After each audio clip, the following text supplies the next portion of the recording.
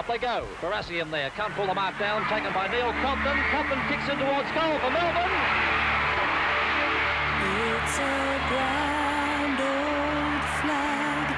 It's a high-flying flag. It's the emblem for that pocket player will be the hero of all Melbourne tonight. If Melbourne take this premiership It's the emblem of the team we love, the team of the red and the blue.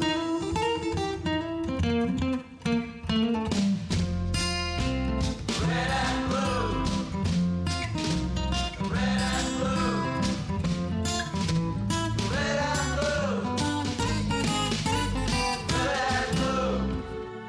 Should old acquaintance be forgot, keep your eye on the red and the blue. Keep your eye on the red and the blue. The Melbourne Football Club's history embraces the very roots of our great game. It stretches back 141 years. It began less than quarter of a century after the first settlers set up their tents on the banks of the Yarra River. One of the 8 cornerstones of the Victorian Football League in 1897, Melbourne would win the first premiership of the 20th century. Produced champions like the first multiple winner of the Brownlow Medal in Ivor Warne-Smith and 1926 premiership captain Bert Chadwick. It would build a fabulous reputation. Under Francis, Vane, Checker Hughes in the 30s, it would shrug off its nickname of the Fuchsias and become Demons. It became the only team to have won a hat-trick of premierships twice. It would embrace the coaching philosophy of Norm Smith and play in 11 successive final series. This is the story of Melbourne over the last 60 years, a video history of the oldest club in the game, recounted by the men who've made the Demons great.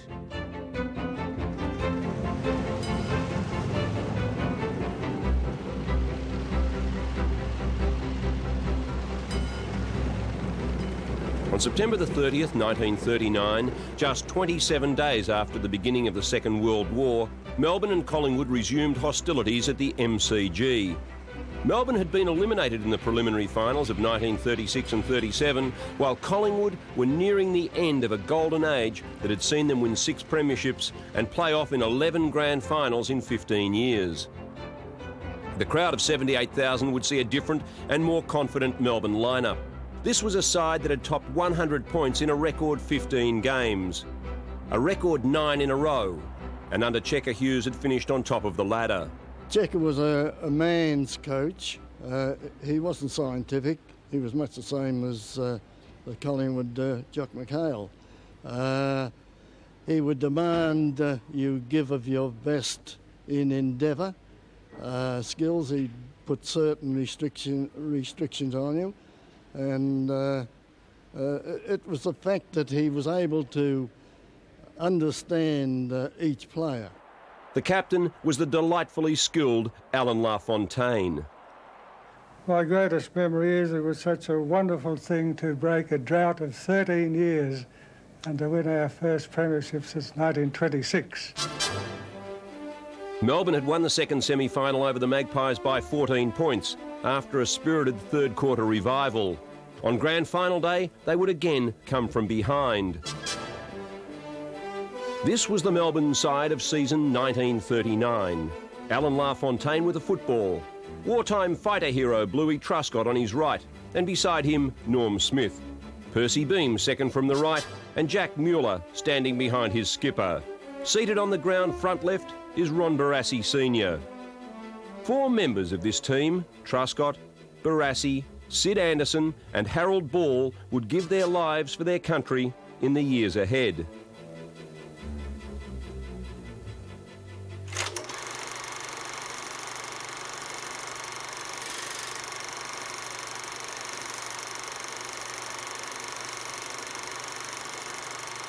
Beams, number 24, would be a star for the Redlegs that day.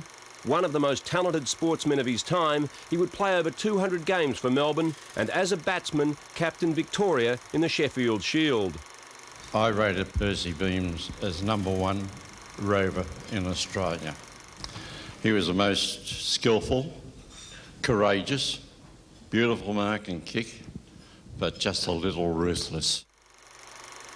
Former St Kilda backman Frank Roberts turned in a stunner, while Anderson and Wortman controlled the wings. Beams on the run as Melbourne thrashed Collingwood by 53 points. The final scoreline of 21-22-148 was a grand final record. 39, we won that easy, and we played Collingwood. Collingwood was a very ordinary side, and we won that easy in 39. 40 was a worry to us because that was when we played Richmond. 1940 was the roughest season in 2 decades. 47 players were reported, but that didn't stop Melbourne finishing on top of the ladder again. 16 scores over 100 points, the rest in the Demons' wake. The second semi-final was a roughhouse affair, Richmond's Jack Dyer on the rampage. We were very worried whether Dyer would go berserk again. And we had a meeting, Checker called, I think there was about 8 of us that he called together. And we had a special meeting on the Thursday night before the team was selected and at the Port Phillip Hotel. There was many hands put up to want to do the job. I know Wally Locke and Dick Hingston, but Checker thought it all over and he decided that O'Keefe would be the man. Dyer remembers his shadow on this wet and wintry grand final day well.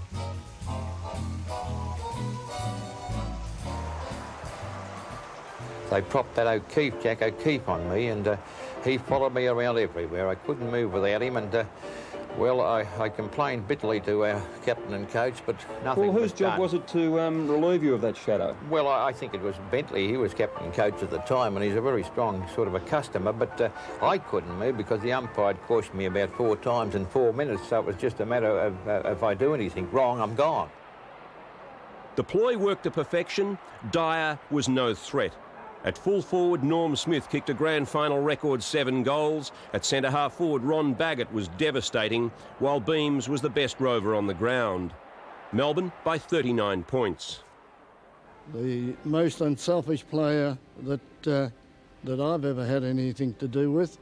He'd make opportunities for everyone in the team and at the detriment to himself. He was a finished player.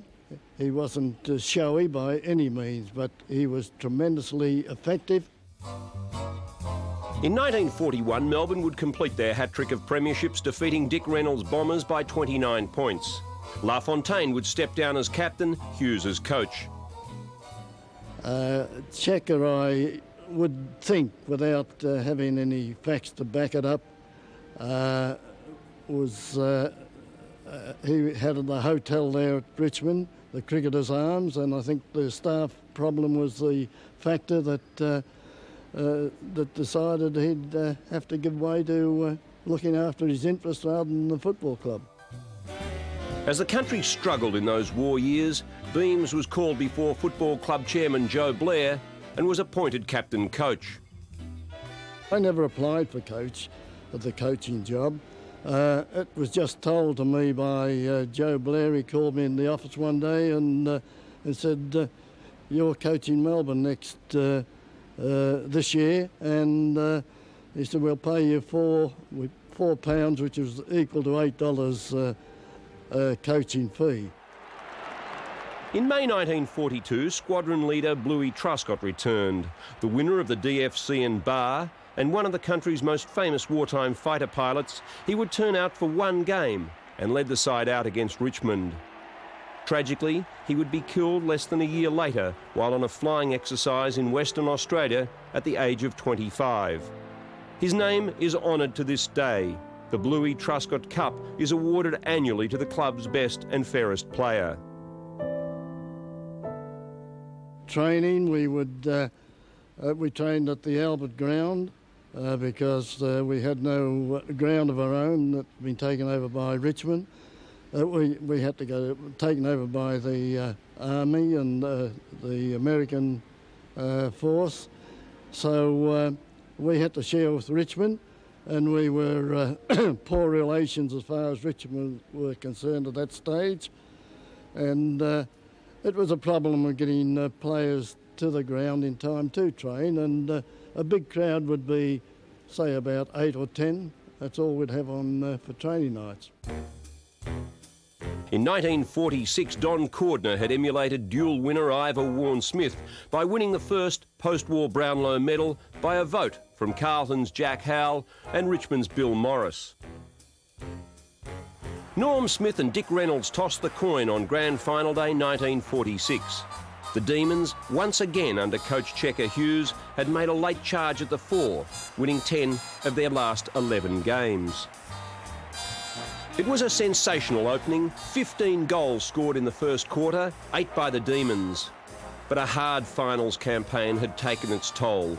After wins over Footscray and Collingwood, Melbourne ran out of legs. In 20 minutes of the third term, Essendon kicked 11 goals, the Bombers by 63 points.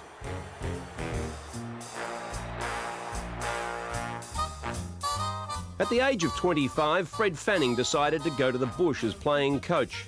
He had 3 times been the VFL leading goal kicker, and in 1947 kicked the club record 97 goals, including the VFL record of 18 goals against St Kilda in his last game. In 1998, the MCC hosted a luncheon for the survivors of the 1948 Grand Final campaign, the Essendon and Melbourne champions who figured in one of the greatest final series in football history. We had already played Essendon 3 times, and we had been soundly defeated each time. I said to Dick, "This is our last shot at you, Dick." And Dick said, and I kid you not, "Unless it's a draw, Donald, unless it's a draw." Melbourne had lost the second semi-final to the Bombers, but then Checker Hughes made his biggest gamble. He recalled 32-year-old veteran Jack Mueller from the seconds. Many good judges rate him the greatest big game player of all time. That he had 2 games left in him. But with the drawn grand final, he had to play 3. But Jack rose to it. He was magnificent. I thought Mueller could have been a better player than what he was. I didn't think that Jack really sacrificed himself enough for the team. But as a brilliant individual, he was certainly outstanding. Smith and Mueller destroyed Collingwood in the preliminary final, Mueller kicking 8 from the forward pocket. Smith, the decoy at full forward, kicking 6.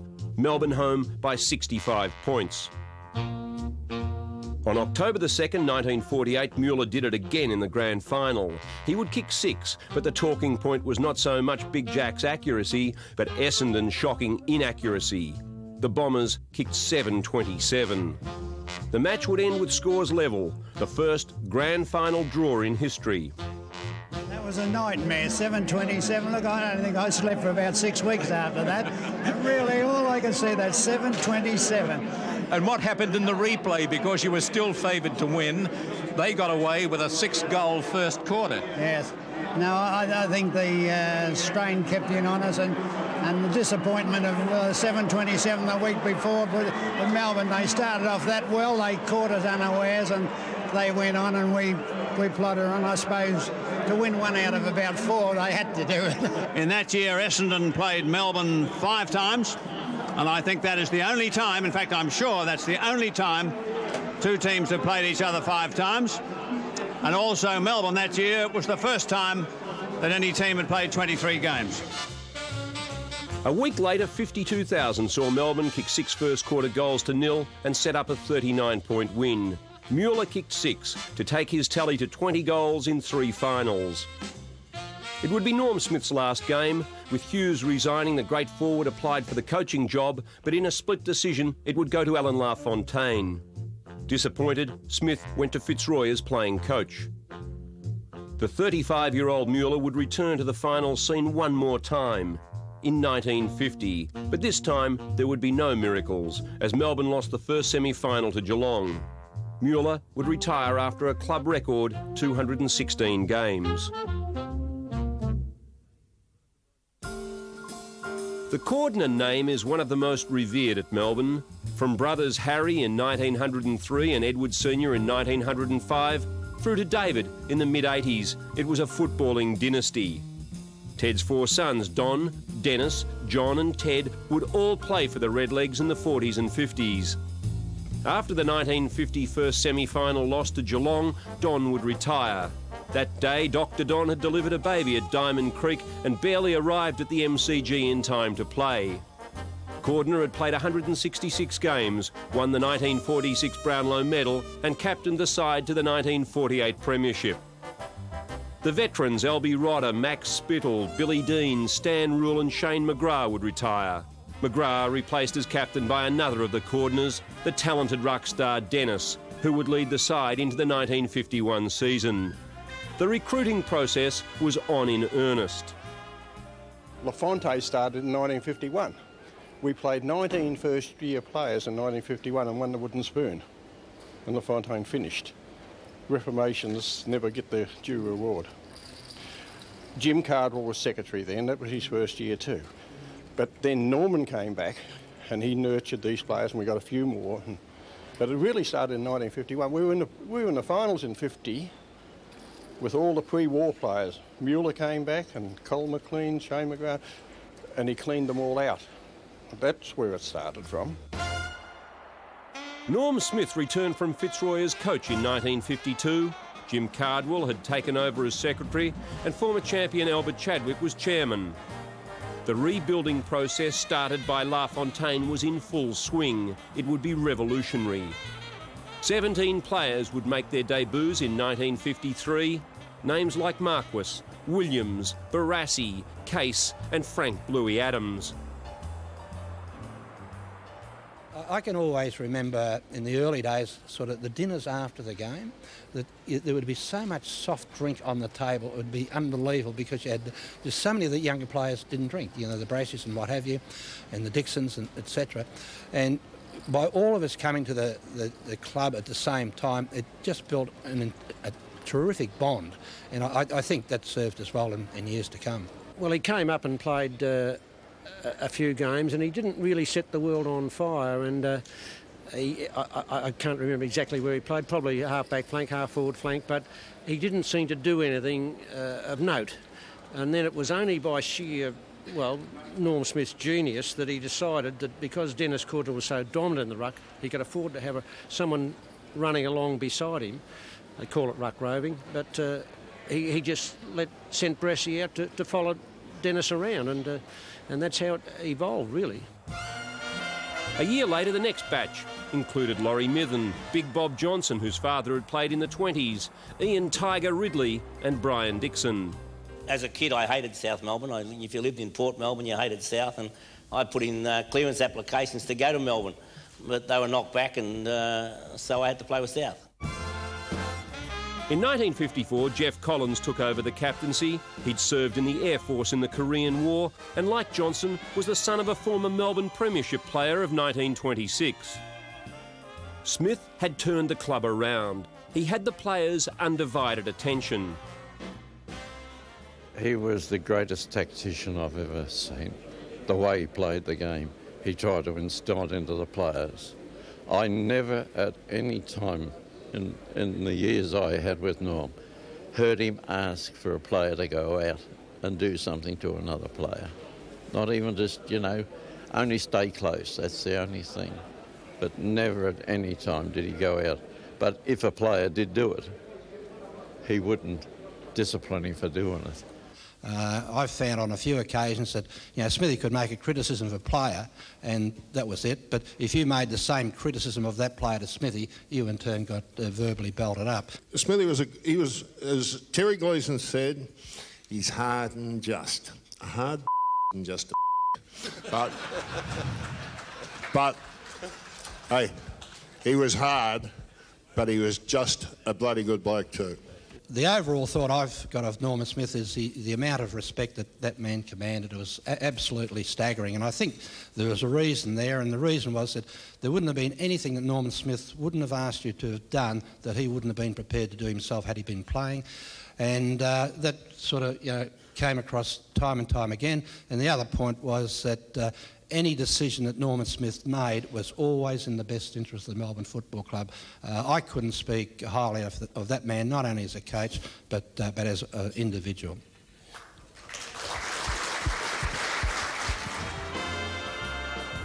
Grand Final Day 1954, Melbourne and Footscray in front of 80,000 at the MCG. The Bulldogs under Charlie Sutton out for their first flag.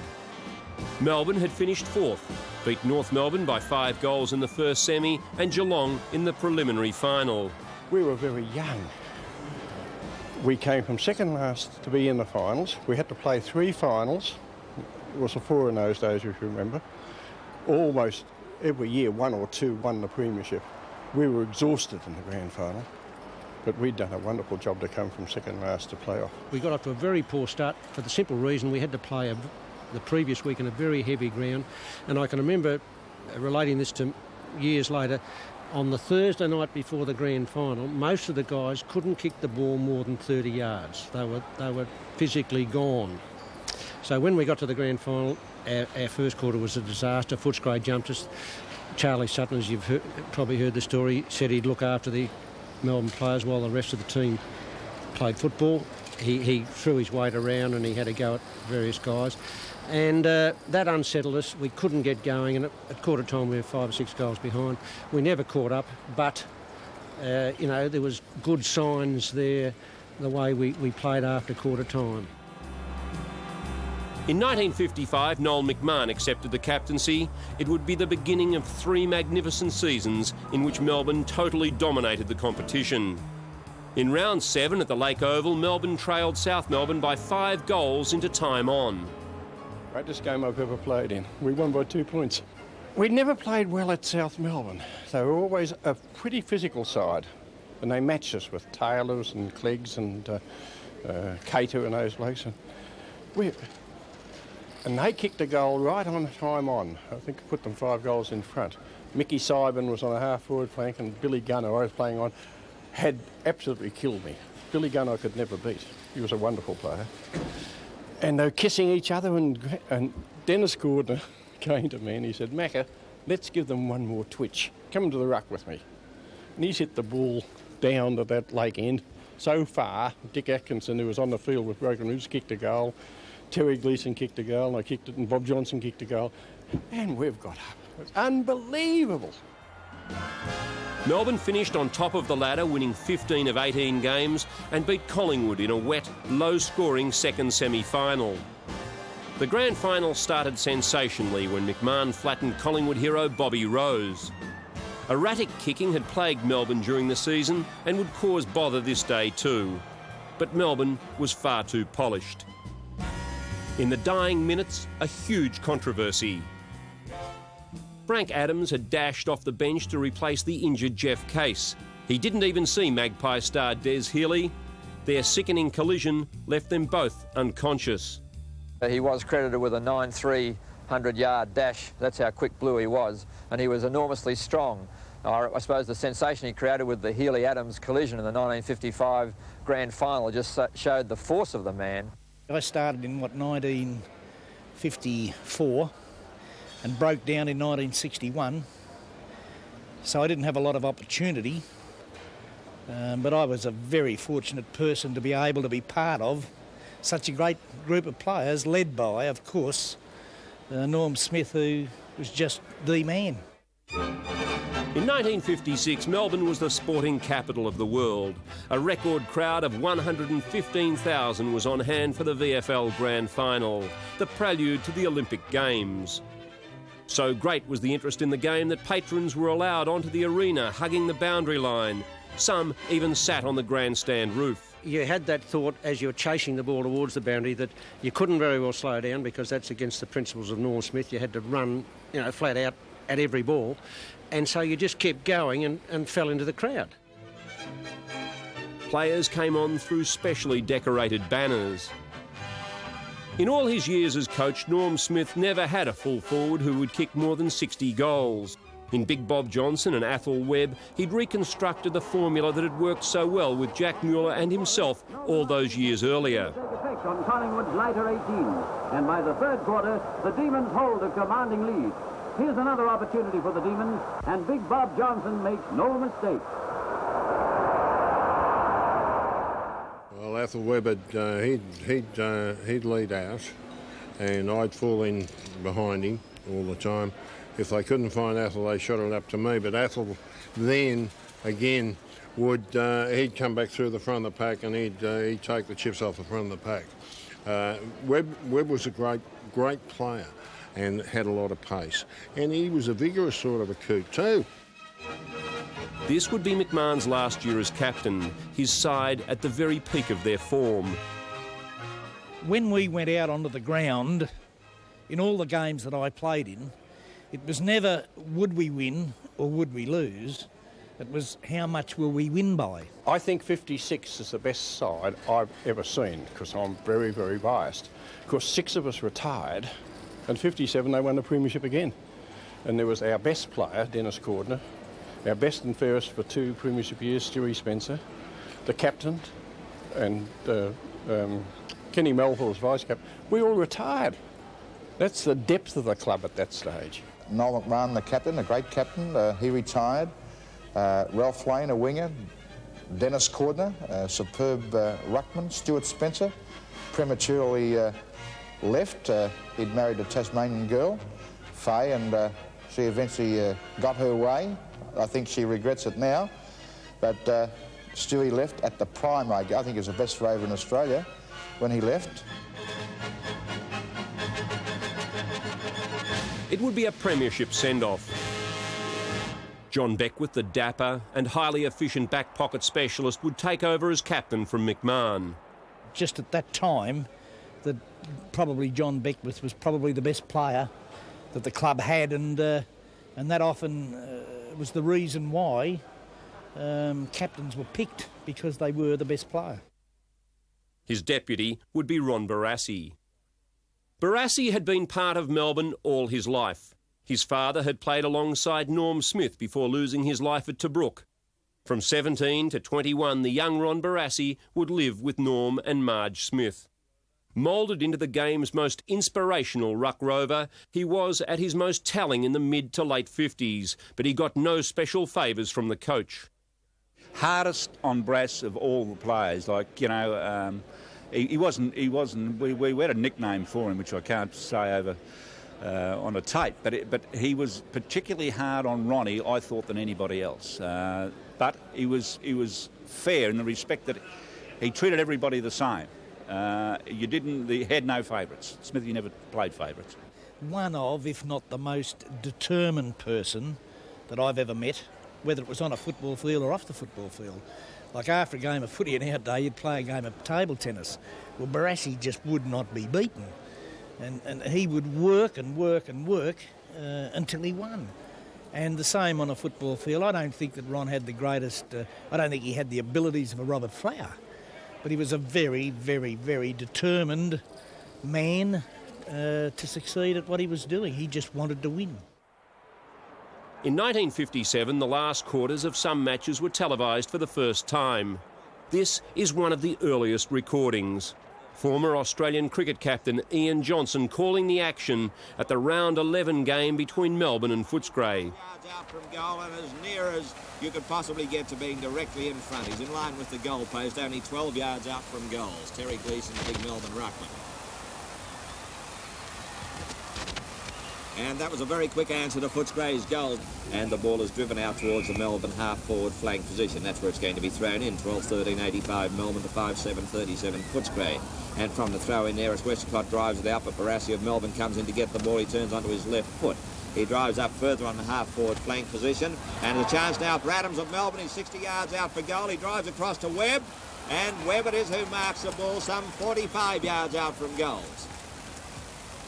His kick takes it right up into the goal square. Fenton Smith rises for the mark, but it's another behind the Melbourne. Stocksman's kick goes back to the centre half-back position where Gilmore rises to the mark, and he gets the mark. He plays on, he kicks out over the centre line, down towards a half-forward wing position, and that's John Lord of Melbourne, known as Television Lord, they tell me, coming into it again. But this time Lord has been starring for the 4 quarters of this match, and not as has been customary only for the last quarter. Lord has a ball just short of the centre of the ground. Melbourne had 7 21-year-olds who'd already played in 3 successive grand finals. The power side was preparing for a mighty dynasty. After finishing a game and a half clear on top of the ladder in 57, Melbourne lost the second semi-final to Essendon, the Bombers kicking 9 of their 12 goals in an explosive second quarter. Johnny Lord had been best on the ground in the reserves premiership the previous year at centre half-back. He suddenly slotted into centre half-back in the seniors.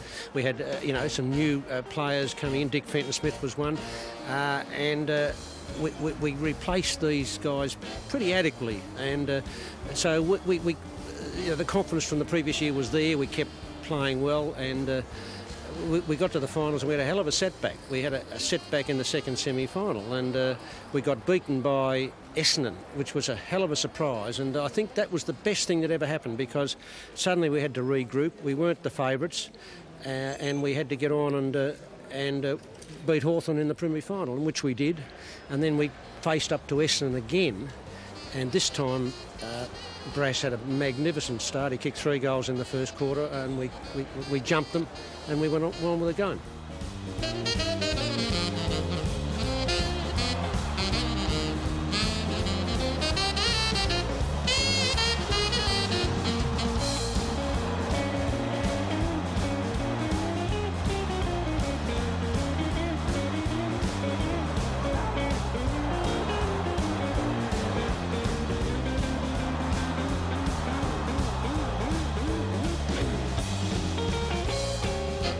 Well, in 57 I was captain, and I swapped Guernseys with Jack Clark, and I didn't have time to put my Jack Clark's Guernsey on, and here I am in the photos without a Guernsey at all, and it doesn't look too good on the mantelpiece with a skinny-faced, ribbed kid, being carried off the ground, and that was probably a disappointment.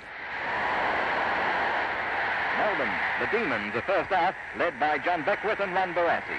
They are an all-conquering side, and their record over the past few seasons has been phenomenal. Only Collingwood had won 4 premierships in a row, half a century earlier. Melbourne was poised to equal that famed record in 1958, the centenary year of Australian football. Melbourne finished 3 games clear on top of the ladder. Collingwood were well beaten in the second semi-final and would get another chance at the Demons on grand final day. In an amazing start to the day, the Sun had published the players' numbers. The VFL insisted they change Guernsey numbers for the match. Barassi, for example, trading the famous number 31 for number 2. In heavy conditions, Melbourne got away to an early lead. Wiedemann, the Collingwood skipper, and hooker Harrison, who'd been charged with tagging Barassi, were hell-bent on aggression. Melbourne players responded, and while the key Magpie duo were doing their thing, the rest of the team started playing good football and skipped away to a handy lead.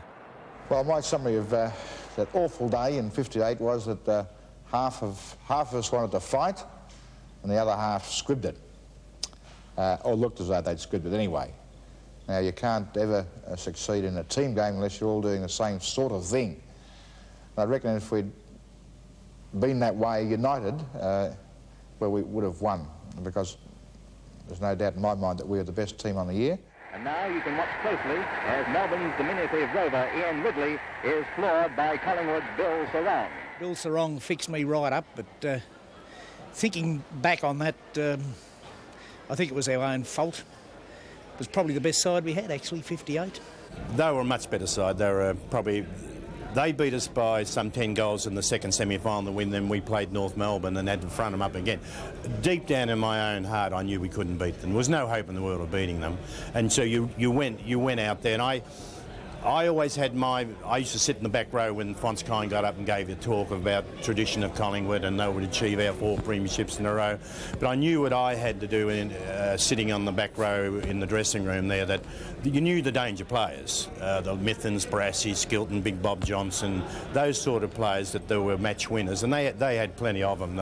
They could win a game in 1 quarter, and you know, when we came in at half-time, we were 5 points in front at half-time. Well, I was coming up the race and Fonskine was standing at the top of the race there, and he said, "Murray, whatever you do, and just keep doing it." You know, it was unbelievable to be in front, and then of course we went on and won by 3 goals in the finish.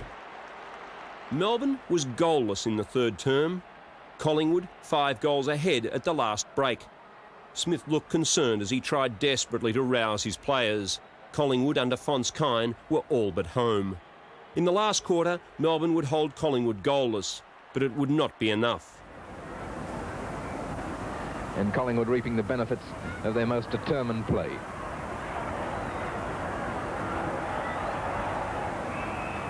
Dixon, usually number 9, tries a drop kick, one of the few we've seen today, and that's Barassi chipping right in front of Rose. Had they collided, they both would have been out for 6 months.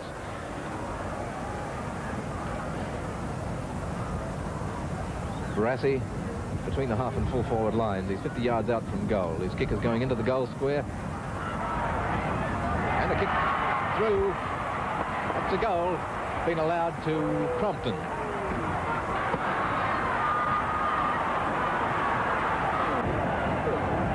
Well, you've got to take your hat off to these Magpies. Fantastic. They lost 3 of their last 4, if you don't count last week's game. Still held on to 2nd place, more by a miracle than anything else, as their own supporters will agree.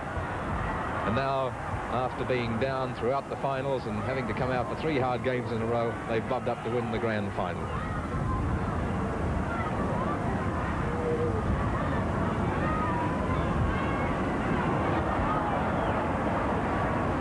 Fenton Smith.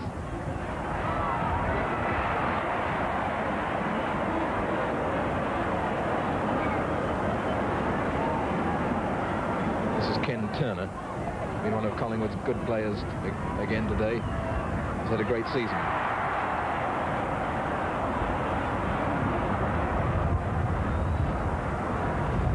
Again, a free kick in the pack to Peter Marquis.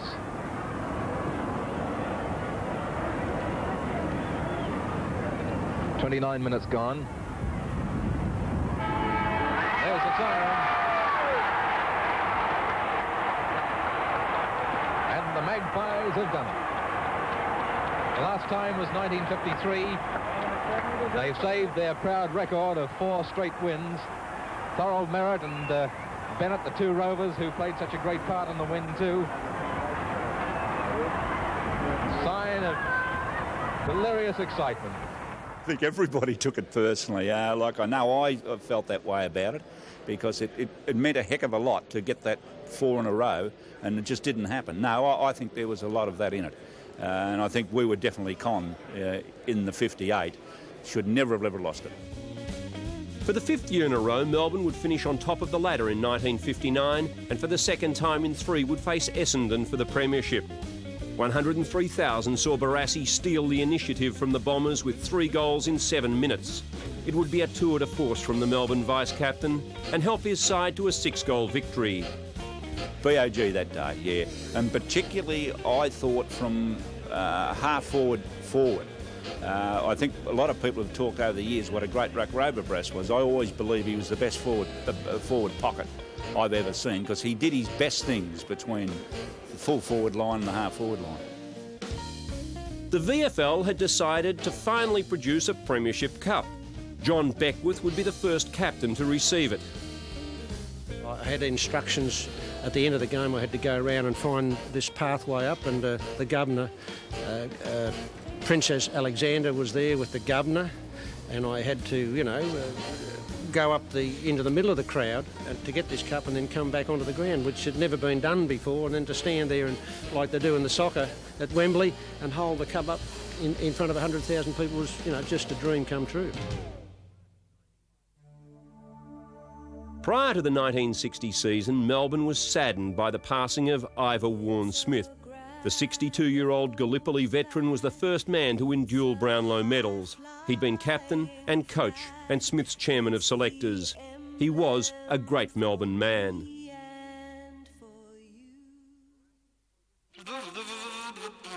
Barassi would replace Beckwith as captain.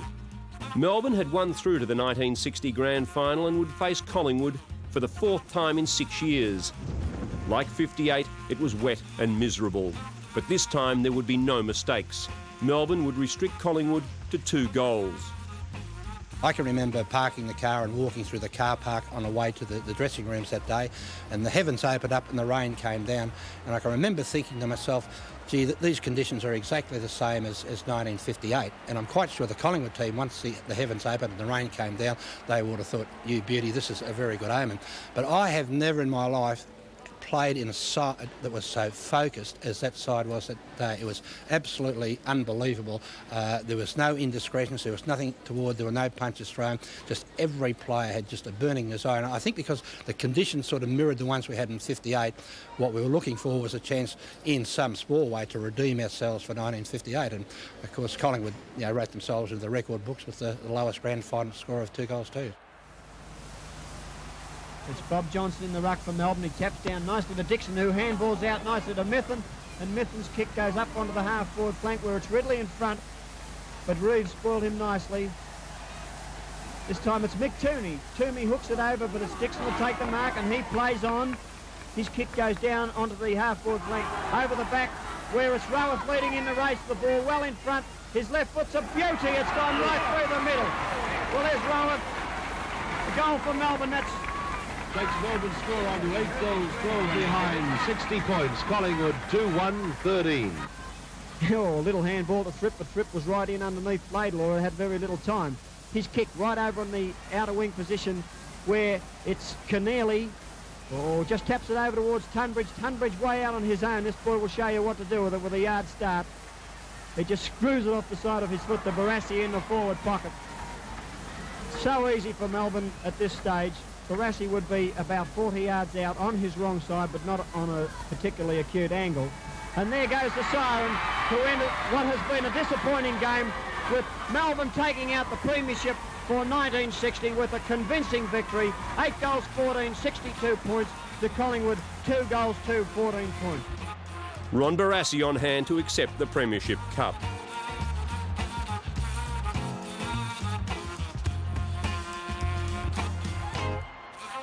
And soon afterwards, Big Bob Johnson made one of those decisions he still regrets. What was his name? Mick Grambo. Mick Grambo went coaching up in Ganmain. And I read about Mick. He got £1,000, I think it was, and he got a cow. And I thought, if Mick can get £1,000 and a cow, I can get £1,500, and that's better than getting a bloody cow. So I went and I got £1,500. That was the reason why I went. I'm now sorry. You know, you look back on it and you say, well, yeah, I am sorry that I went, because Smithy got us together socially. He got the love of the club into us, and mate, we were successful because of Norm Smith. Memories of Melbourne's finals campaigns of the early 60s tend to be overshadowed by the triumphs of the years that preceded them. In 1961, they'd finished second on the ladder and lost in successive finals to Hawthorn and Footscray. In 1962, they would finish third on the ladder and meet Carlton in the first semi-final. Norm Smith, Doyen coach, heading up the most powerful football machine in league history. Lay gets the ball, kicks it wide towards the centre wing position, and up for it was Hassaman. The ball was knocked away, picked up by Lenman up towards the forward line for Melbourne. Mithun has the ball, being chased by Barry. He eludes him, kicks it up towards the forward line. It's going towards Byers and Silvani. Silvani's got too much pace for Byers, but it has gone through for 1 point before Silvani could stop it from crossing that line. And Melbourne are 11 goals 10, leading Carlton 10 goals 8. And that is a good decision from umpire Swab. Barassi's coming off. Bad blow for Melbourne. Golly, how they go through the rest of the finals matches if they're going to be without him. Well, I feel that Barassi must be really hurt to come on his own initiative. He called for the trainer to bring the other player on, and Barassi must not like coming off because he's too great a team man. It's 14 minutes into the final quarter. Collis it is for Carlton, and Collis has the ball, kicks it with a lovely drop kick towards the full forward position, and has the free kick that could win the game. It's going to be a free kick to the Carlton player. It is John Nichols. Here's Nichols about to run in to kick it now. Trevor Johnson on his mark. A score will put them in front. It's a punt kick. It's going to be a score. It doesn't matter what it is, but Carlton are in front by 1 point. 11 goals 11 to 11 goals 10. How long have we been playing? A decision against Laurie Mithen late in the game stunned Demon officials. Seconds later, the siren sounded. Carlton home by 2 points. Still 2 points in Carlton's favour. 11-12 to 11-10 as Miller gets his second kick and boots it into the centre of the ground. That was a good kick. Look at the pack. Carlton swamping the back line. Picked up by Nielsen. Gives it to Hesseman. Gives it to Dixon. Come on, Melbourne. They're going nicely to Adams. Adams on the forward line. Boots it into the goal square. Up they go. Is that Tunbridge's mark or is it not? Anderson pounces on him. Puts him in an Indian deathlock. And it's anybody's guess what's going on from here. Mithen, the vice captain, runs up with the ball. Boots it through. What's the umpire's decision? No score there. The ball is coming back. Oh, he's going to give a free kick.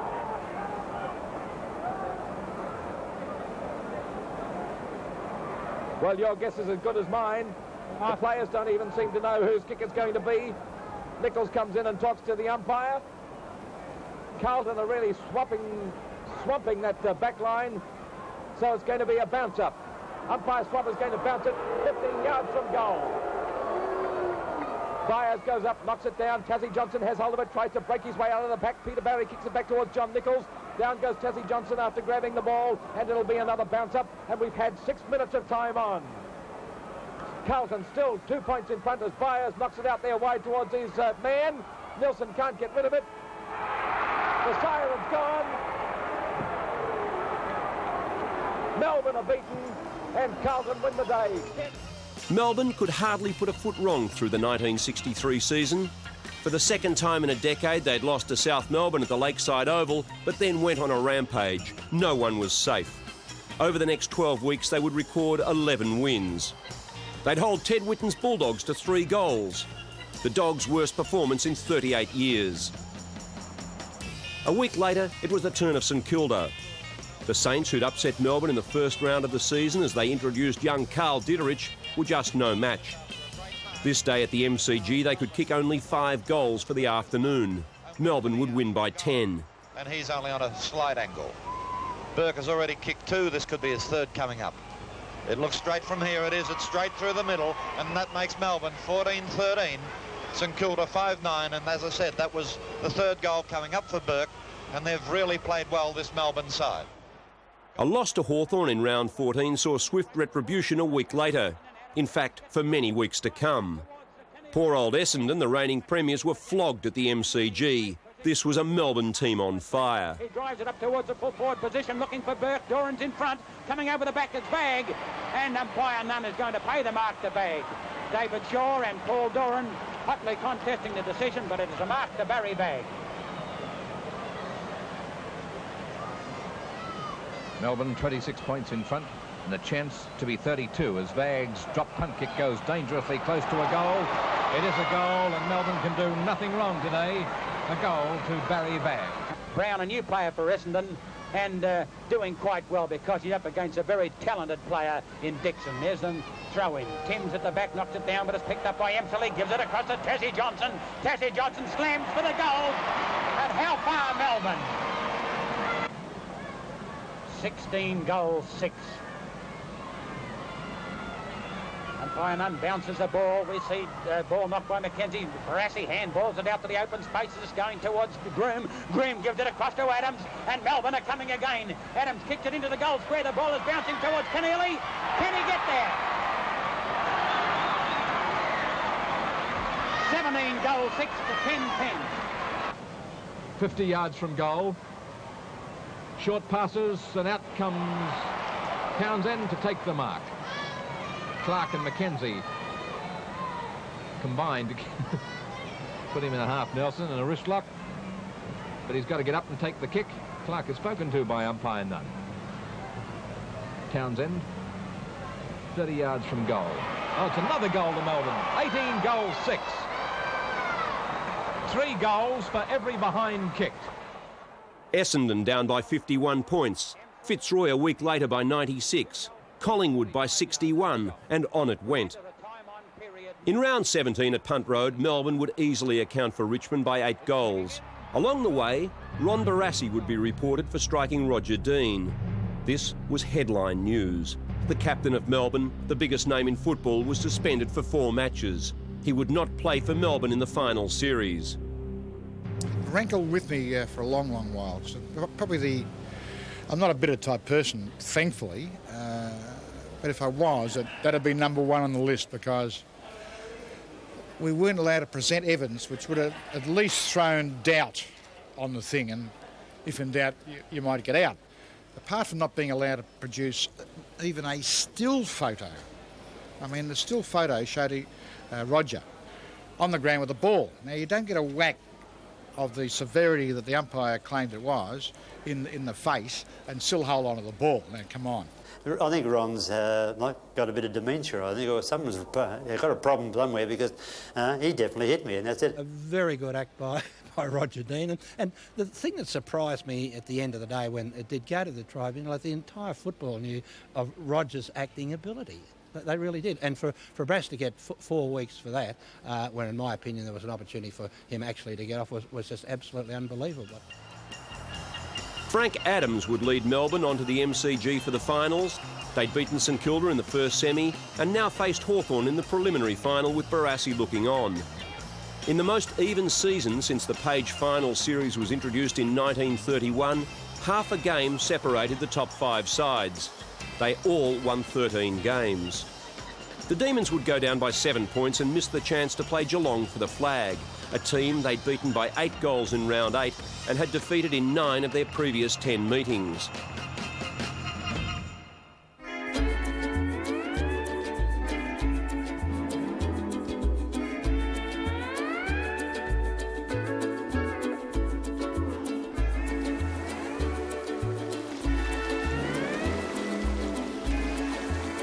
There would be one last chance for redemption for the Demons of 63. An end-of-season trip of gigantic magnitude for the time had been arranged. Melbourne and Geelong would travel to the United States and play 2 exhibition games. Geelong had advertised the fact that they would be the first Australian team to visit the USA. You can imagine the surprise when they arrived and found the Melbourne boys already well in place. Even the skipper had the local customs down pat. It would signal the beginning of a fortnight of fierce rivalry. While the players had hoped to lap up the sun on Waikiki Beach, Norm Smith had other ideas. This was the chance to prove just which was the outstanding team of the season, even if it was to be proved in the middle of the Pacific Ocean. Norm was not alone in that. It sounds very arrogant, but we knew we were a better side. We'd thrashed them by about 6 or 7 goals, I think 3 or 4 weeks before the finals started. What people don't remember about that year is that Geelong at that period in time, they always used to beat Hawthorn for some unknown reason. They played Hawthorn in the last match of the season to get in the finals. They played Hawthorn the next game 2 weeks later in the second semi-final. Hawthorn again. They win. They play Hawthorn again. So they've played Hawthorn, their favourite side, 3 times in a row in 5 weeks. So we didn't take a notice of them winning the Premiership. We actually thought we were a better side, and we had a bit of pleasure. You can't prove anything like that again because you don't get the chance. But we did beat them twice overseas. I would say just about out of 15 nights away, probably we had curfews on 13 nights because Norm had us training, had us playing hard, and 2 nights before the game, righto fellas, early to bed. And that was just the competitive side of Norm. He wanted to prove himself that, yeah, we really were the best side. Tours to Hickam Air Force Base were just a sidelight for Smith as he focused on the job ahead.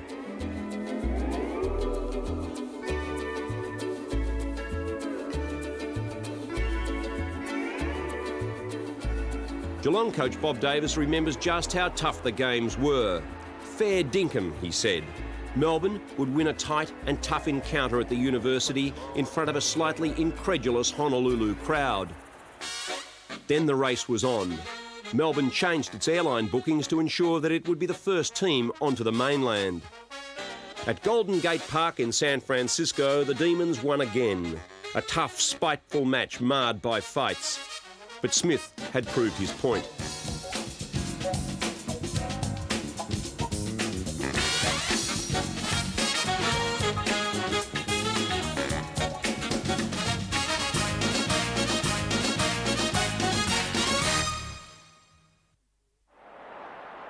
In 1964, half a game separated the first 5 teams. So even was the competition that Hasseman clinched the second last game of the season with a goal against Hawthorn. The Hawks finished out of the 4 on percentage, Melbourne on top of the ladder after that one heart-stopping win in its last 3 games. Melbourne steamrolled Collingwood in the second semi-final, kicking 17 goals to 4 after quarter time, and the old foes would meet again on grand final day. Oh, I think Melbourne broke a lot of rules. I think if you're got pretty good 18 and you're well managed and well coached and you really have a go, I mean, you're going to have a chance no matter if you are a bit weak here and there or not as strong as one would like to be here and there. I mean, Melbourne never had a named full forward in the whole of that period.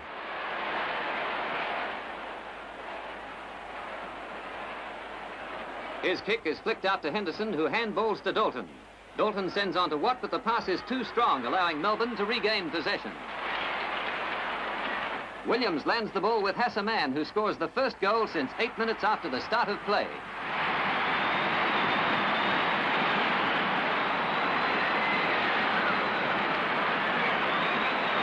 From the bounce, Collingwood again wins the ruck, but poor direction robs them of the advantage, and Dixon sends the Demons away again.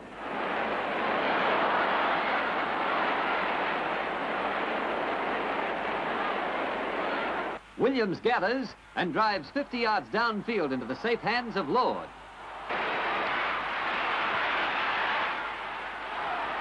Lord's kick is never in doubt.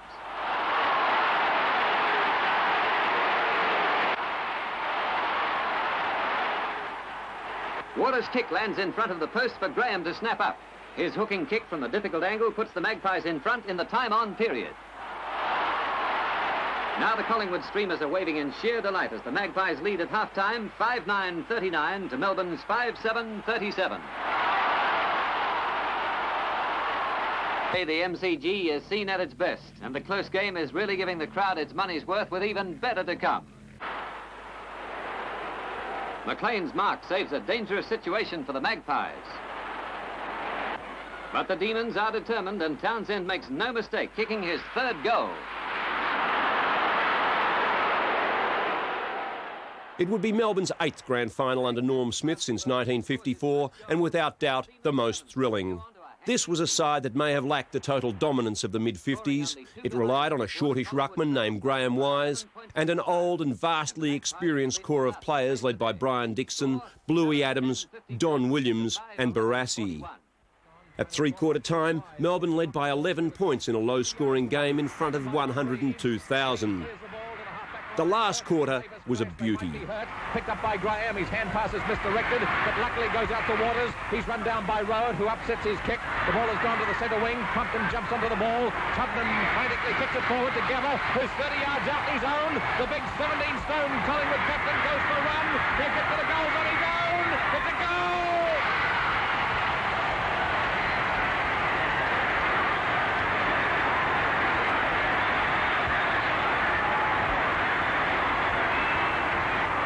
We have been playing for 23.5 minutes into the last quarter.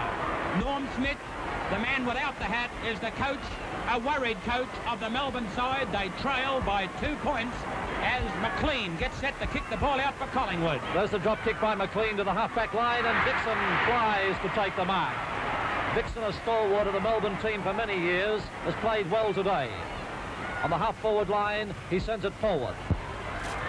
Up they go. Barassi in there. Can't pull the mark down. Taken by Neil Compton. Compton kicks in towards goal for Melbourne.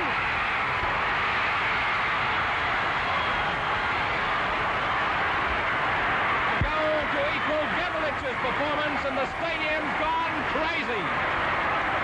Neil Crompton, a back pocket player, will be the hero of all Melbourne tonight if Melbourne take this premiership out. A goal from a back pocket player is unheard of. Melbourne, 4 points in front, have everything in their favour. The ball is on their scoring zone at the moment. Picked up by Reeves. Collingwood coming to attack the ball on the half-forward line. Henderson gives it to Dalton. Collingwood forcing it forward. Dalton has the ball. Kicks it in. Picked up by Ian Graham. He's tackled. Graham is met by 3 Melbourne players. It's in front of the Collingwood goal. What a finish. What a game. It's all over. It's all over. Melbourne premiers for 1964. John Henderson, the Collingwood player, exhausted. Ron Smith, Melbourne coach. Players from both teams congratulating each other. And what a terrific finish to the 64 grand final. Terrific, fantastic. How else could you describe it? All the players in the team, with the possible exception of Hassaman, he was the best one for the ball to go to if you wanted someone to remain cool, take the ball cleanly, one grab, and kick it straight with an absolute minimum of time. And that was the situation, and so I went to him. I'm sure today that we have seen one of the greatest spectacles of our Australian games ever played on this ground. It wasn't as special as it should have been because I'd played one of the worst finals games ever. And I was still coming to terms with that. I mean, I'm just so thankful we won because, I mean, it's very bad to play a bad game, but to play a poor game and lose would be even worse. So at least we won. Norm Smith and Ron Barassi, perhaps the most famous partnership in the history of the Melbourne Football Club. Smith, the fiery orator, Barassi, the inspirational leader. After the fairy tale end of the 1964 season and a 6th premiership from 8 attempts, things would never be the same again. If there was a pivotal moment in the history of a football club, this was certainly that moment. The Melbourne skipper stunned his legion of fans by accepting a lucrative offer to move to Carlton as captain-coach. It's never been closer. And Norm, he's a great man. He's offered to help me in any way, coaching-wise. Any problems, he's gone through the same thing. He's had to go, not had to go like, well, yes, he had to go, whereas I don't have to go. It's the difference between he and I when he went to Fitzroy. But he knows the trouble about leaving a club that he has had a long association with and going to a new one. And any way he can help me, well, he will. He's just great in this way. After 203 games, 5 seasons as captain, 2 as premiership skipper, and with the highest profile in football, Barassi was off to conquer new fields. And history has shown he would do just that with Carlton and later North Melbourne. To this day, he doesn't regret the move. It's a very, very hard thing to do. I mean, the opportunities for me were just, undoubted. So that was not even a question. It was just, the only question was, leaving Melbourne. And I changed my mind a couple of times, which for old Carlton must have driven them crazy. Yesterday's drama in the big football story started when players were called to a meeting at the Melbourne Cricket Ground. In July, Norm Smith would be sacked. It sparked extraordinary and perhaps unparalleled publicity.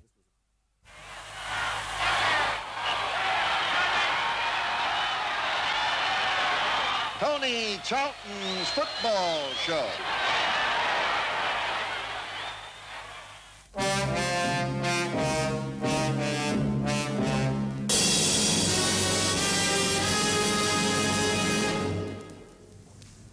On Friday night at 8 o'clock, Norman Smith received a letter sent by special delivery. The letter produced the bombshell that his appointment as coach of the strongest football club in the history of the game was cancelled as from that date. Channel 9 devoted its entire football show on Sunday under host Tony Charlton to the events of the previous 48 hours. It would be one of the most talked about football insights ever aired. Well, the time's come and I honestly don't know what to say. Don't tell me you're stuck for words, Tony. Maybe it's best I don't say anything. Where does it all start? Well, it starts back, I'd say a year or two ago. I think when the committee failed to support me, or give me the support that I wanted in this writ action, it was unacceptable to me that I could work with men who wouldn't back me, men who would expect me to get the utmost from the players and demand from the players the loyalty and support, and at the other end of the line were not prepared to give me their support. That's where it started. The crux of the whole matter was a libel suit brought against him by field umpire Don Blue. I spoke to Len and I said, I think I'll offer my resignation. And Len said to me, don't be a fool, you owe it to the boys to keep coaching. And I felt that this was so. So he said, eat humble pie. Ever eaten humble pie? It's got an awful taste, but I ate humble pie and I tricked the committee. They expected me to blow up and they had the opportunity. Well, instead of that happening there and then, they waited for something else to happen. And it didn't happen. So then they created two lies. They created two lies and put it in writing and sent it out by special messengers just to get rid of me. No, I think there was two images at Melbourne that certain people wanted to destroy. In one sense it was Ronnie, and then I think the other sense it's me. There had been suggestions that he was looking to move across the park to Punt Road and the coaching position at Richmond, made vacant by the illness of brother Len. I'm Melbourne at this stage, Tony, I'm Melbourne. I'm Melbourne, and to talk about anything like that would be against these principles that I mentioned. I am Melbourne, and I'm Melbourne through and through. I listened to it on the radio yesterday, first time for 31 years. I've had to listen to something that I love. It's not very easy to take. I don't know what I'll do, Tony. And in the background, the lingering doubt over Smith's support for the clearance of his greatest player Barassi to Carlton. Barassi, although with another club, made a special appearance. I would say one thing, everyone knows it's a tragedy what has happened, but the thing that I feel is grossly unjust is the allegations that the club have made on Norm Smith's character, which I feel is wrong, and I can't understand any committee coming to this decision and allegation after knowing the man the way they have. He's been at Melbourne almost 30 years and he's been straight and honest all those 30 years. And even if it were true, and it's not, of course, but even if it were, I mean, the fact that they didn't give him a chance or any way at all, it's beyond me, and it's a pity such a great club has seen fit to do such a thing. Do you think the wound can be healed? No. It made for fiery Sunday lunchtime TV. The previous day, Melbourne had lost to North Melbourne at the Coburg ground, the Demons under the ageing Checker Hughes. That night, the team had visited Smith's home. Later, they would attend a dance at the club. The position of the players was never in doubt. On the Sunday morning, skipper Hassaman, vice-captain Brian Keneally and rover Johnny Townsend were in the studios.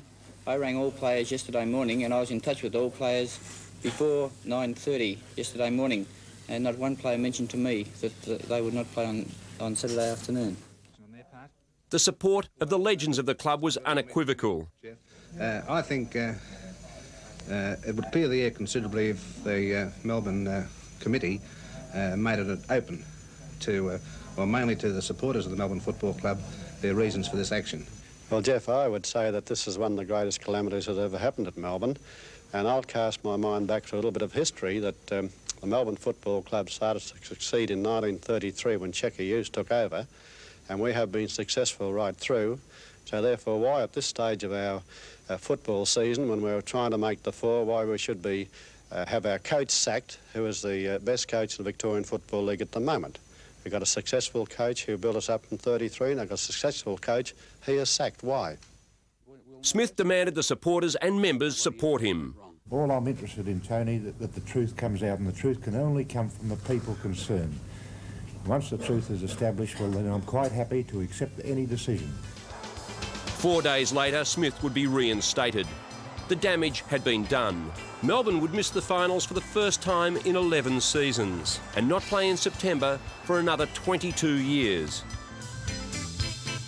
In 1967, Smith would end his association with Melbourne. He'd played 210 games, kicked 546 goals, been the league's leading goal kicker in 1941, was twice best and fairest, kicked a record 7 goals in the 1940 grand final, and played in 6 grand finals for 4 flags. As coach, he would take charge of 310 games for 197 wins and coach the club to 6 premierships. His departure was the end of an era.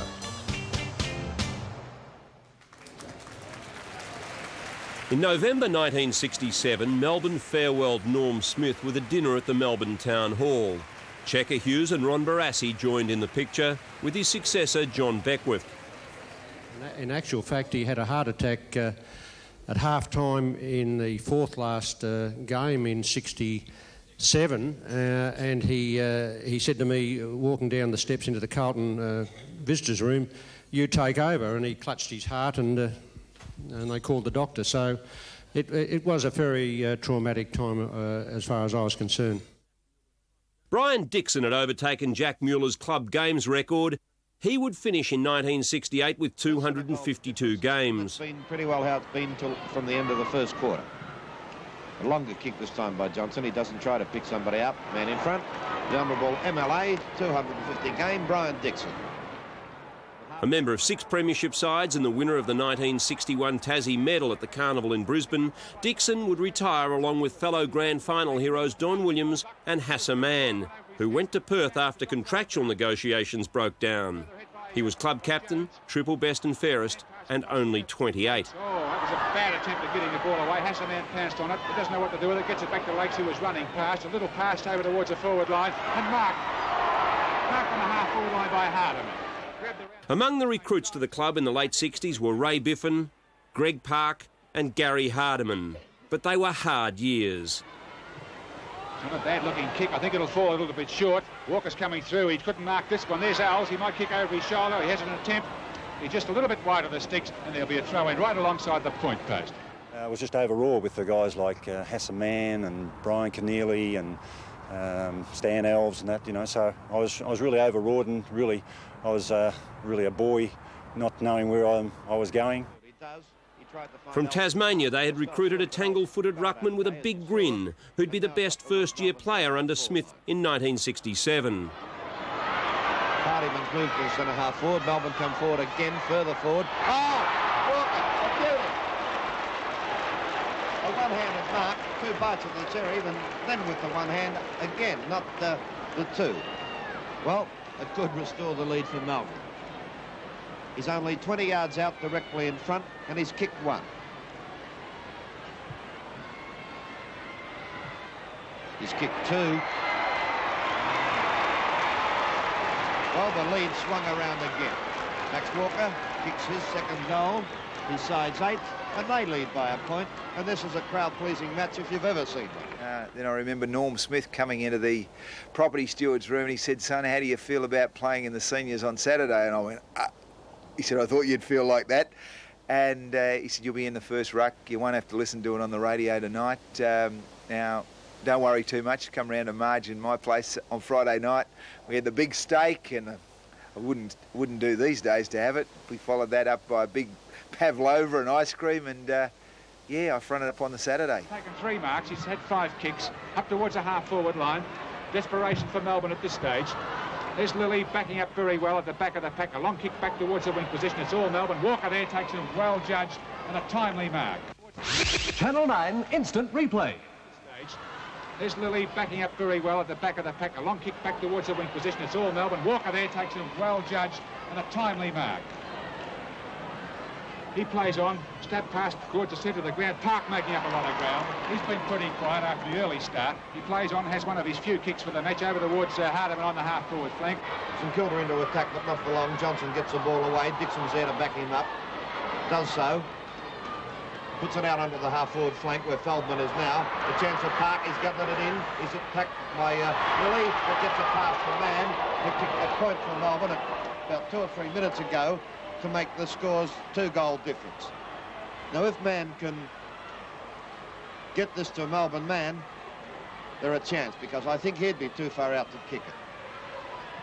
It's a long kick. He's making a liar of me. It's a beautiful kick. It's a snow stop. Oh, what? Now he takes the ball with him, turns, shoots a small pass across to the centre of the ground to where Ray Groom was waiting for it. He's about 45 yards. There's a lead coming upfield for him. He ignores it rather, gets it down towards the forward area. Hassaman couldn't mark it. He's been pressurised. Stan Alves grabs the ball. He's trying to gather it forward and take it forward towards goal. It's a free kick. It'll go to Alves. He was in that pack. He was being grabbed from all angles around the neck. And that's what he's getting the free kick for.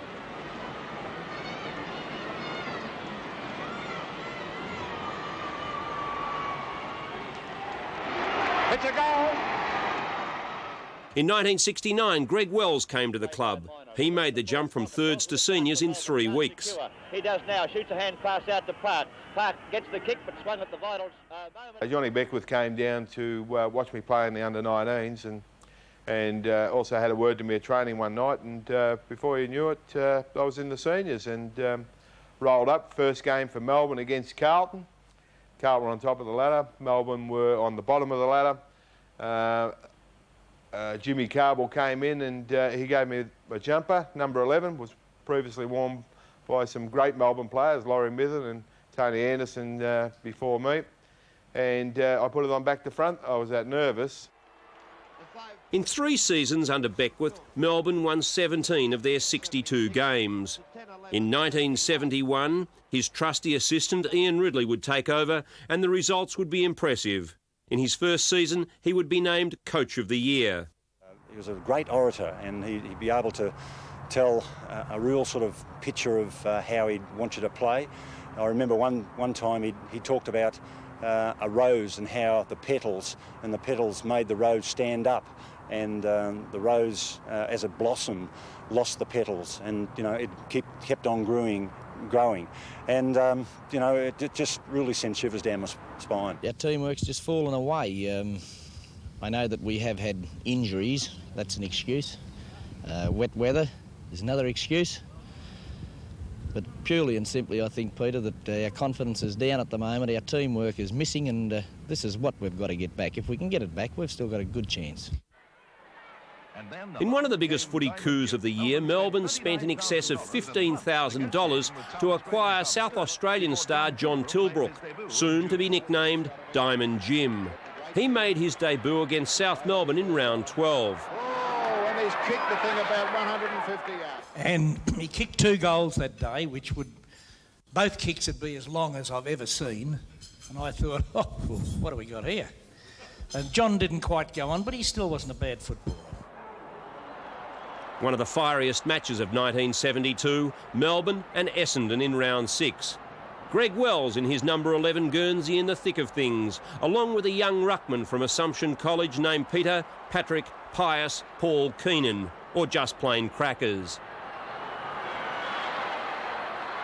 Yeah, and then it was on. I think there were 34 players in the melee in front of the smoker stand at the MCG. The gabardine overcoats and the cigar smoke, they were all up in arms. It was incredible. I mean, the whole one side of the ground was just push and shove. A couple of our blokes, I think Stanley Alves and Greggy Wells, they went for a big one, got dragged, thrown right out.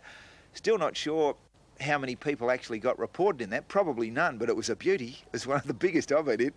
Ladies and gentlemen. In 1972, Wells and Hardiman would finish second and third to Collingwood's Len Thompson for the Brownlow medal. They kept saying G.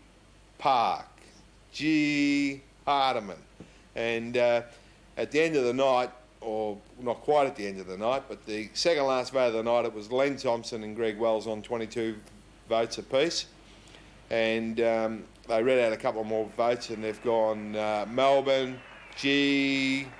Park, and then the last vote was Collingwood, Al Thompson, and he won the Brownlow. But did I think I had won it? Really? I didn't give it a lot of thought. It all happened so quickly. I never expected to win it. But there I was at the end of the night with a big chance of winning it. But as it turned out, I ran second and he won it, and it goes down into the history books as Al Thompson Brownlow medalist 1972. Walker would leave the Demons after 85 games to pursue his Test career. The controversial 10-year rule was introduced in 1973, offering players with a decade's service an unrestricted clearance. To the club would come Big Carl Ditterich. The St Kilda superstar was strong, fast and mean.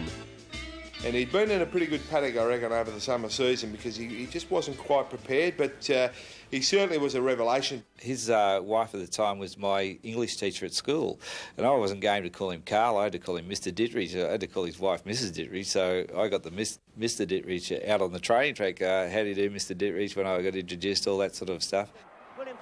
In mid-1973, Ridley took the punt and blooded a skinny youngster named Robert Flower.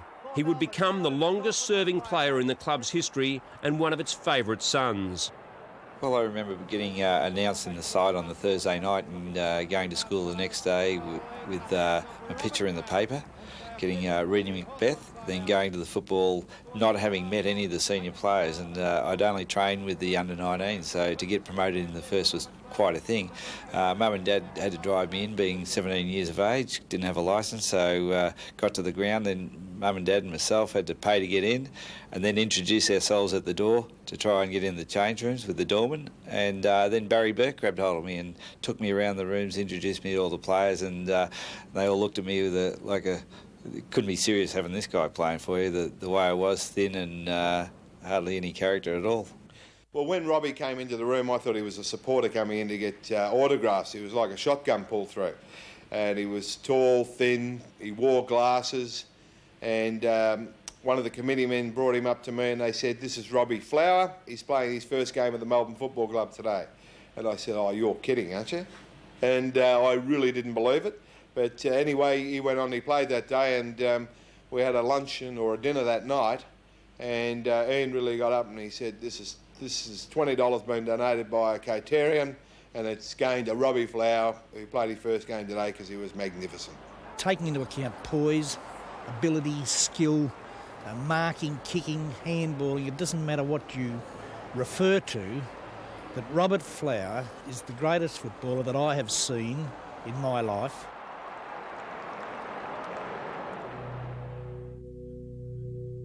Norm Smith had followed Ron Barassi to North Melbourne in 1973, but would not see out the season. Smith passed away on July the 29th.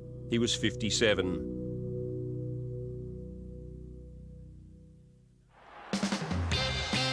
Another poor season, and at the end of 1973, another coaching appointment. For the first time since 1933, Melbourne looked outside the fold.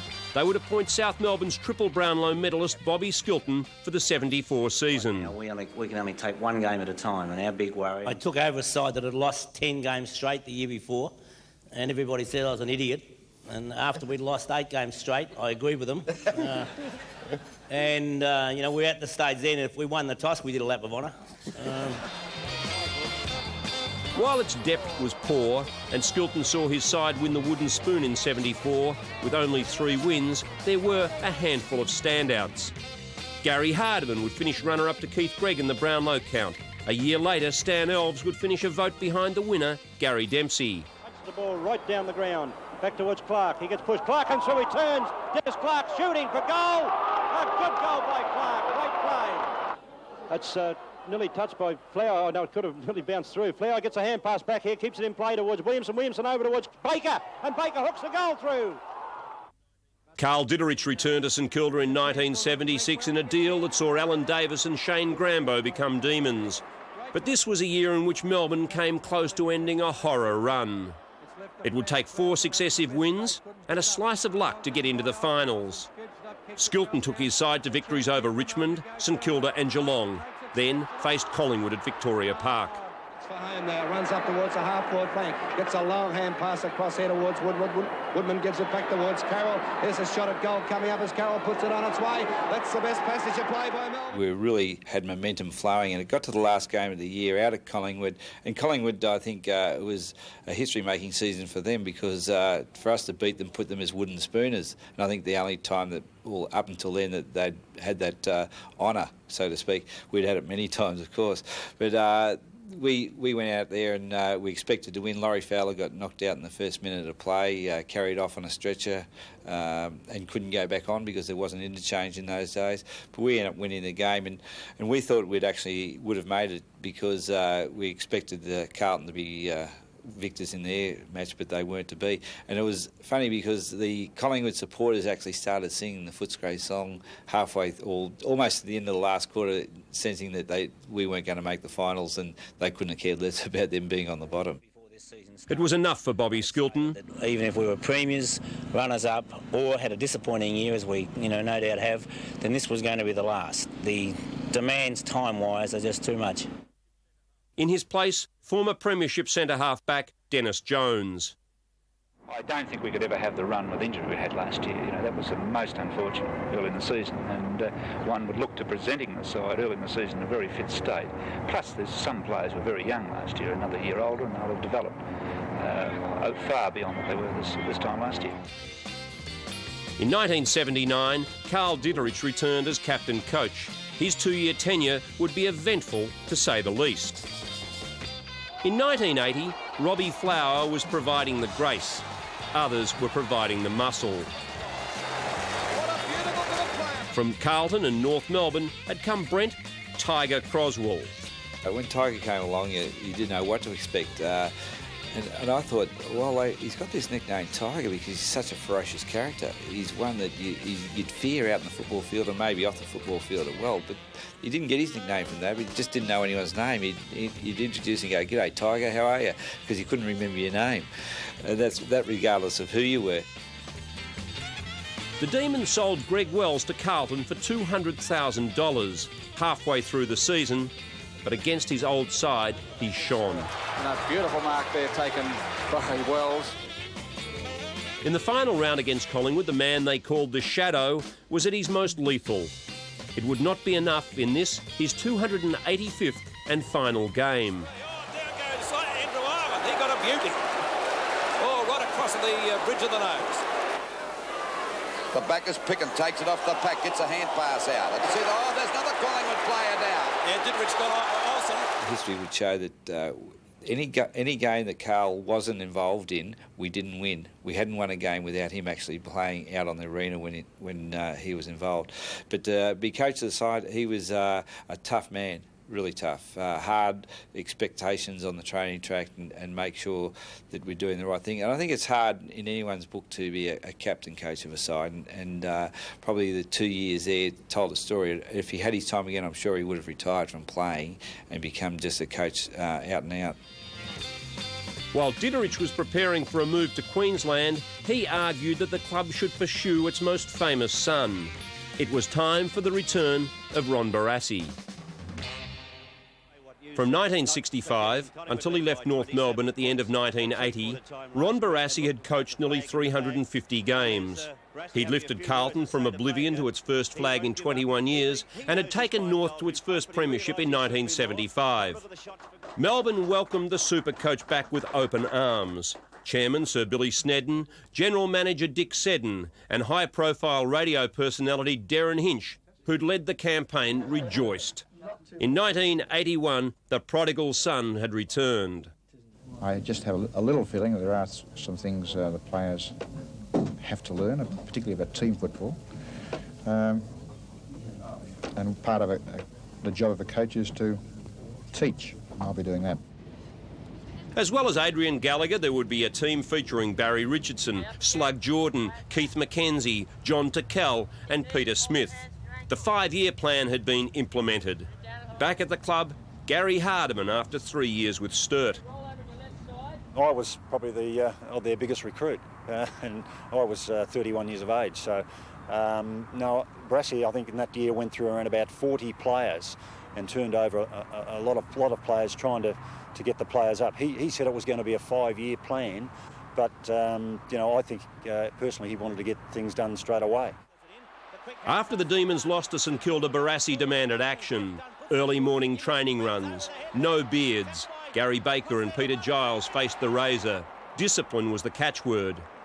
It was hard to get that message through, especially when you had players like Brent Tiger Croswell in action. Towards Byrne, he gets a shocking bounce. Here's an opportunity now for Melbourne if they can set up some shepherding. An easy chance for them to go forward through Elshaw, but in the meantime the whistle has sounded and Croswell is not happy. Cost them a goal. It has cost them a goal. Forward once again through Healy. Half forward. Goes back towards half forward once again. Chance for Croswell. In towards goal. He's made no mistake this time. The coach, I think it was Carl at the time, might have called a meeting in the coach's room, and we're dripping wet after the thing, and everyone called for the dressing gowns so we wouldn't catch the death of cold, and someone yelled out to Tiger to go and get the dressing gowns. He's looked around, he's going, what? Me? 254 games, 3 grand finals, 4 best and fairest, and you want me to get the dressing gowns? So he's called out to Wellesley, you get the dressing gowns. He was captain at the time. So it was quite unique. He just couldn't imagine him doing anything like that. He was one man that came to the club that never, he'd walk into the rooms without carrying a kit bag. He'd leave his boots, all his gear there for to be cleaned by the property steward, everything. He'd come with a towel under his arm. That was his trading gear. Then, of course, Barassi and his team had Mark Jackson at full forward. In 1981, in his debut season, the former Richmond Junior champ kicked 76 goals to top the goal kicking. It was the best performance by a Demon forward since Fred Fanning 34 years earlier. Kelvin Moore said to him, you'll never kick this goal as long as your backside points to the ground. He did the handstand and said, well, it's not pointing to the ground, son. And Kelvin Moore, as you see the film clip, just looks around in disbelief. Oh, dear. He is a one-man show down there. He's as happy as Larry. Kicked his first goal and he has told about 15,000 people. Lines up the drop punt. That's close. Oh! Jacko knocked the goal umpire down. Late in the season, as Melbourne accepted the fact that the wooden spoon would be theirs, Croswell and South's David Rhys-Jones tangled. It was an ugly scene. Both would get 4 weeks. Rhys-Jones also in trouble over this incident with runner Peter Smith. The recruit of the year for 1982 would be Brian Wilson. At 20, Wilson had already been dumped by Footscray for being overweight as a 16-year-old and by North as well. In September, he would win the club's first Brownlow medal in 36 years by 5 votes from Ross Glendinning and 6 from Lee Matthews. Brian Wilson of the Melbourne Club, the winner of the 1982 Brownlow medal. And I know on your behalf, all the people here at the Southern Cross Hotel tonight and all the many hundreds of thousands of people out there watching this telecast, you'd like me to pass on to Brian your congratulations also.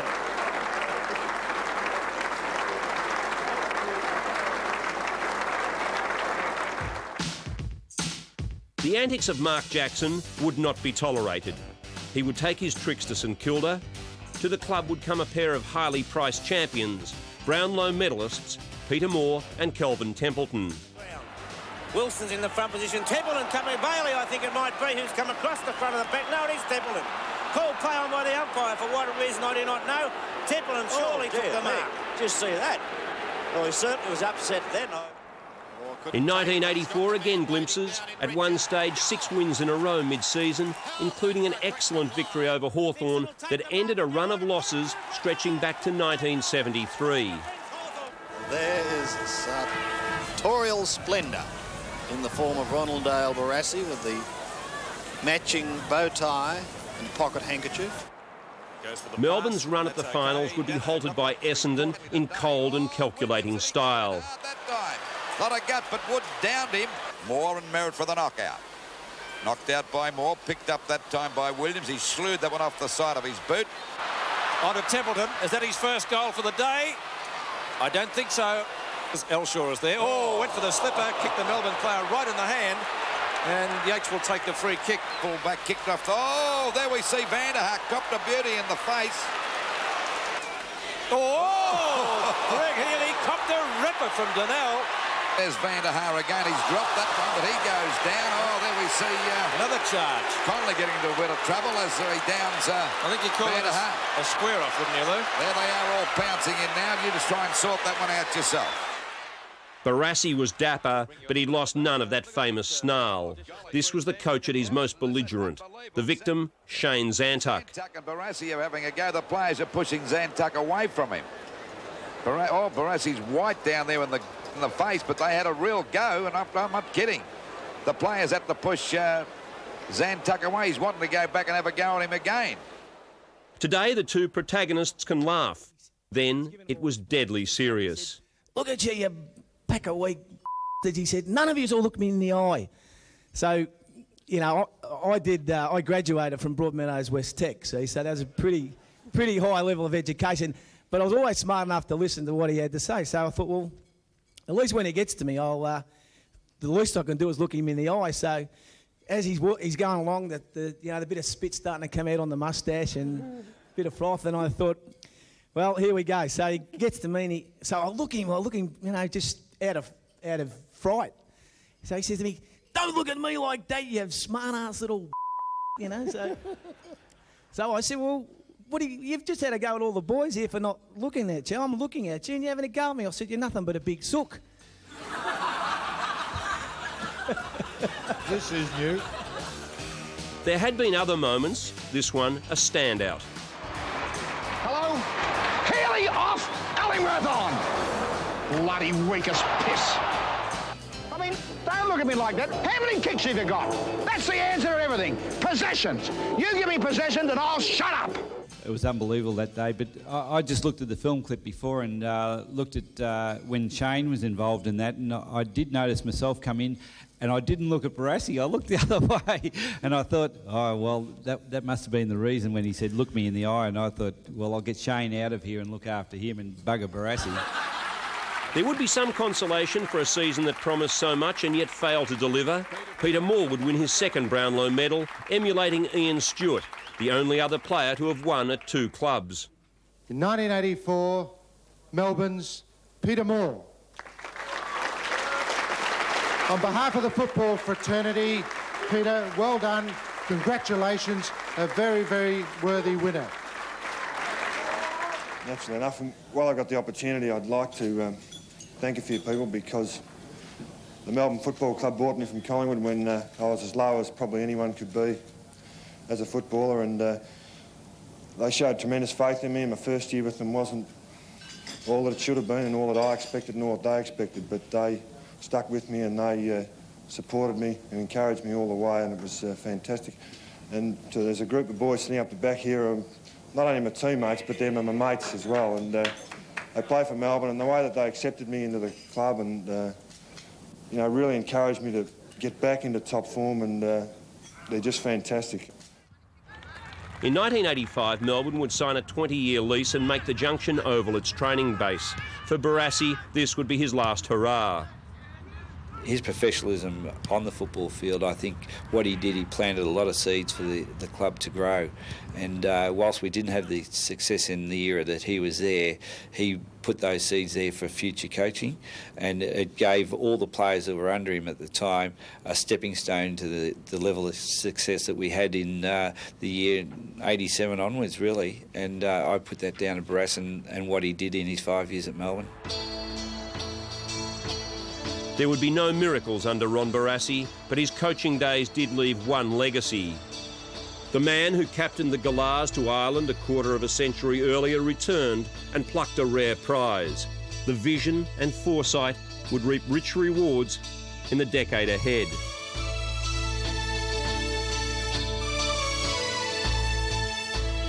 In the mid-80s, Melbourne had begun bringing youngsters out from Ireland. Scottish-born Sean White would play the first of his 150 games in 1985. Kicks in towards Sean White. Members side, White, good strong mark.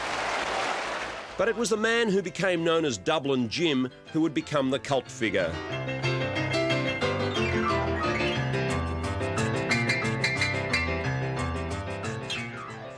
John Northey had been appointed coach, took one look at Jim Stynes and took immediate action. for someone to come over from Ireland to play with a club that was losing every week, it wasn't a lot of fun. But I thought I was about to get my big break, and Super called me into the match committee room and told me that I was getting a sack. Gary Lyon would play over 200 games and captain the club in 119 of them. The Rookie of the Year in 1986 made an instant impact in his debut against Richmond. There's a chance. Gary Lyon into the open goal. He stabs. What's happened? I think he's kicked it. It was a really hot day, I remember. It was about 30 odd degrees. I played on the half-back flank, a very quick, mobile half-back flanker, and played on Michael Pickering and got caned.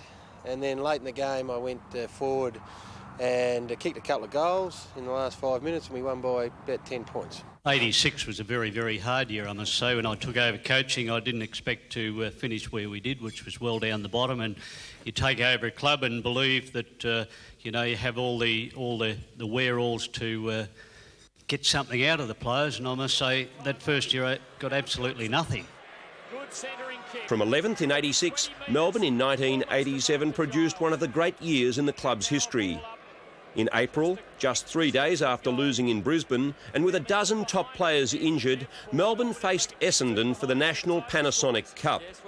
87 came along, and that night Premiership, I mean, it was just one of the most magnificent things that I've ever been involved with. Wilson out wide to Giles.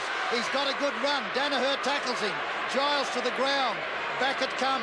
A left foot snap. Bailey. And it's through. It's Brett Bailey. He's kicked one sensational goal, and that's another one. And the stand has erupted. The Demons have taken the lead. 25 and a half minutes. We better be precise, Douglas, because the seconds count now.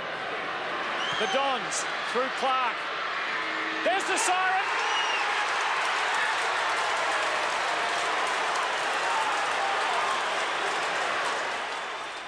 Acting captain Danny Hughes accepted Melbourne's first trophy since the 1971 night Premiership.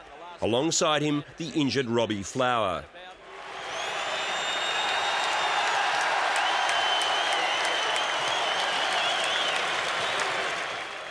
We'd been striving for it for so long, and to finally get it as a club, as people have worked hard for it on and off the field, and the supporters have been there through very thin times in the late 70s, mid 80s, that they deserved it, and that's what I was so proud of.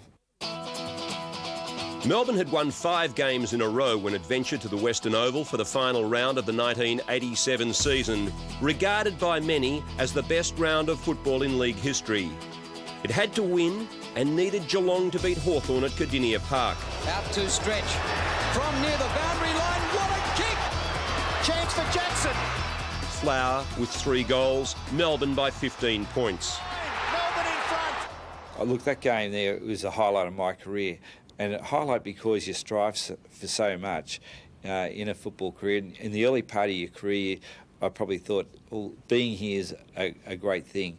Once you're there and you're cemented into a side, the next thing is to have success. So our success was to make the finals, and that game out at Footscray was the achievement and the culmination of all that hard work throughout the years to actually get to the finals. In its first final series for 23 years, Melbourne eliminated North Melbourne by 118 points. Flower kicked 5. To keep it in play, does so with a hand pass. Campbell snaps towards goal. Melbourne can do no wrong. A week later, it was Sydney by 76 points in the rain. 17 scoring shots for 8 goals 9 in a record second quarter blitz. Great record he's got coaching. Viney, brilliant play by Todd Viney. Crashes his way through, and what a team-inspiring goal that was. An excellent goal. The rampant Demons went to Waverley to face the might of Hawthorn on preliminary final day. Melbourne 22 points up at the last change and poised for a grand final spot. Brereton, Campbell gets away. He kicks, he misses. So Hawthorn live again. But from a Melbourne point of view, Pete, it's at the right end of the ground. Hawthorn have to come all the way down the ground. 28 and a half minutes have gone. Alan Jeans has a close look at the situation. The long kick taken by Swell, plays on. Langford comes out with the ball, drives it down. Buckenauer, trip. Buckenauer's free kick. Siren sounds. Then it happened. Gary Buckenara on the siren outside 50 metres. Here you see the young Jim Steins run across the mark and take Hawthorn 15 metres closer and into the grand final. If he kicks this goal, Hawthorn are in the grand final. The umpires haven't heard it yet, I don't think. If he kicks this goal, Hawthorn are in the 1987 grand final. If he misses, Melbourne are in. There's the kick. It's a goal. It's a goal. Hawthorn have won with a kick after the siren. What a Gary Buckenara proved himself a true champion. He kicked 5 goals. He had to kick that, but I really believe that 15-metre penalty made all the difference to that kick. I doubt whether he would have kicked it from where he was, Bob. No doubt about that. And that just shows you that, you know, a little bit of undisciplined play can cost you, but let's not worry about that. Let's thank and congratulate every player that was out there. That man there carried a wrist injury, Dippier, a minute ago, stayed on the ground. Well, you know, as I came in off the ground, I was pretty disappointed. I had my head down. I just couldn't look at anyone. The directors are all there and just inside the rooms, and photographers were everywhere, and I just couldn't look at the one, and I couldn't face anyone with coach. And I sort of briefly looked up and saw John on the far side, and he was going for it. You know, he was really disappointed, and he just. All I can remember is him saying, "Just don't do that again." And you know, at the time, you know, he could have said anything, and you know, I would have accepted it. You know, he could have said, "You'll never play for Melbourne again," and I would have said, "Fair enough." You know, I was so disappointed, and you know, we sat down, and everyone just had their heads. I didn't even look around. I just had my head in my hands, and I just couldn't look at anyone. It was, and I would have been like that for 10 minutes, easy, 20 minutes.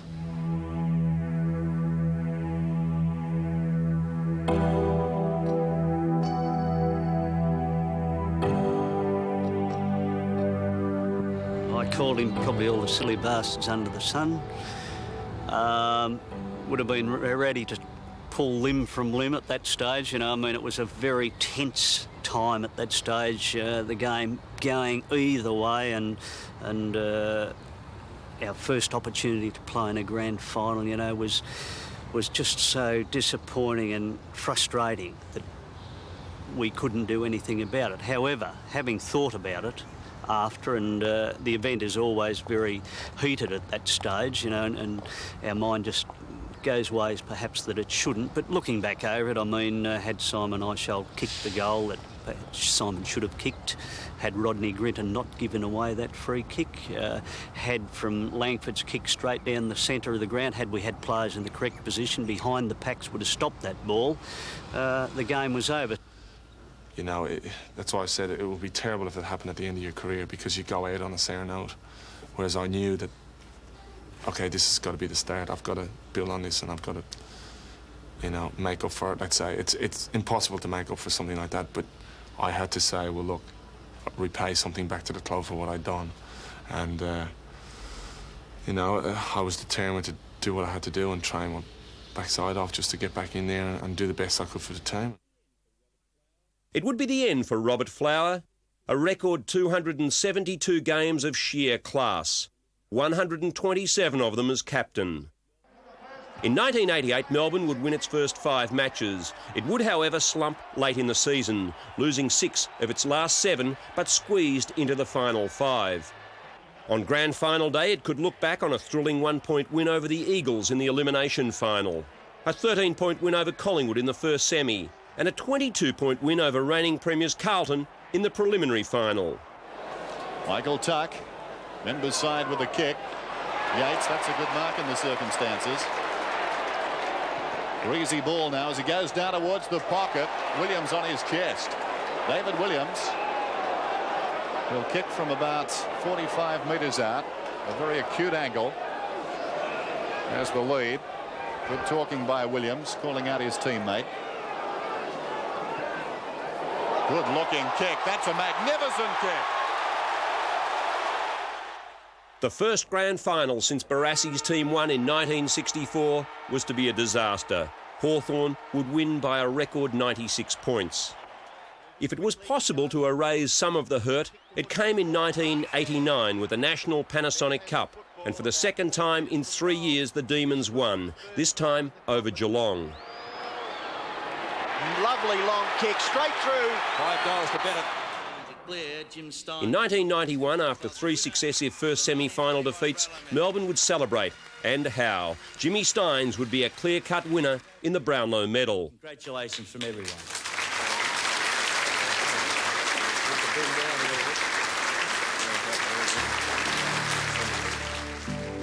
After 5 years in the finals and 7 as coach, John Northey was replaced by Neil Baum at the end of the 1992 season. Northey had put the pride back into the club, given its success after so many years of failure. I thought when Noel McMahon rang that he was joking, but it took me a little while to get my head around coming back to Melbourne. But after I'd been back for 5 minutes, I realised, what have I been away for so long for? Because AFL footy then was really starting to do what it's doing now. It was a very strong environment. The team was going somewhere, so it was terrific. And I wondered what had taken me so long to want to come back to it. In 1994, Melbourne would again creep into the finals. A 9-goal haul by David Schwartz against Sydney, lifting the Demons from 9th to 7th. Kick 3 in the turf!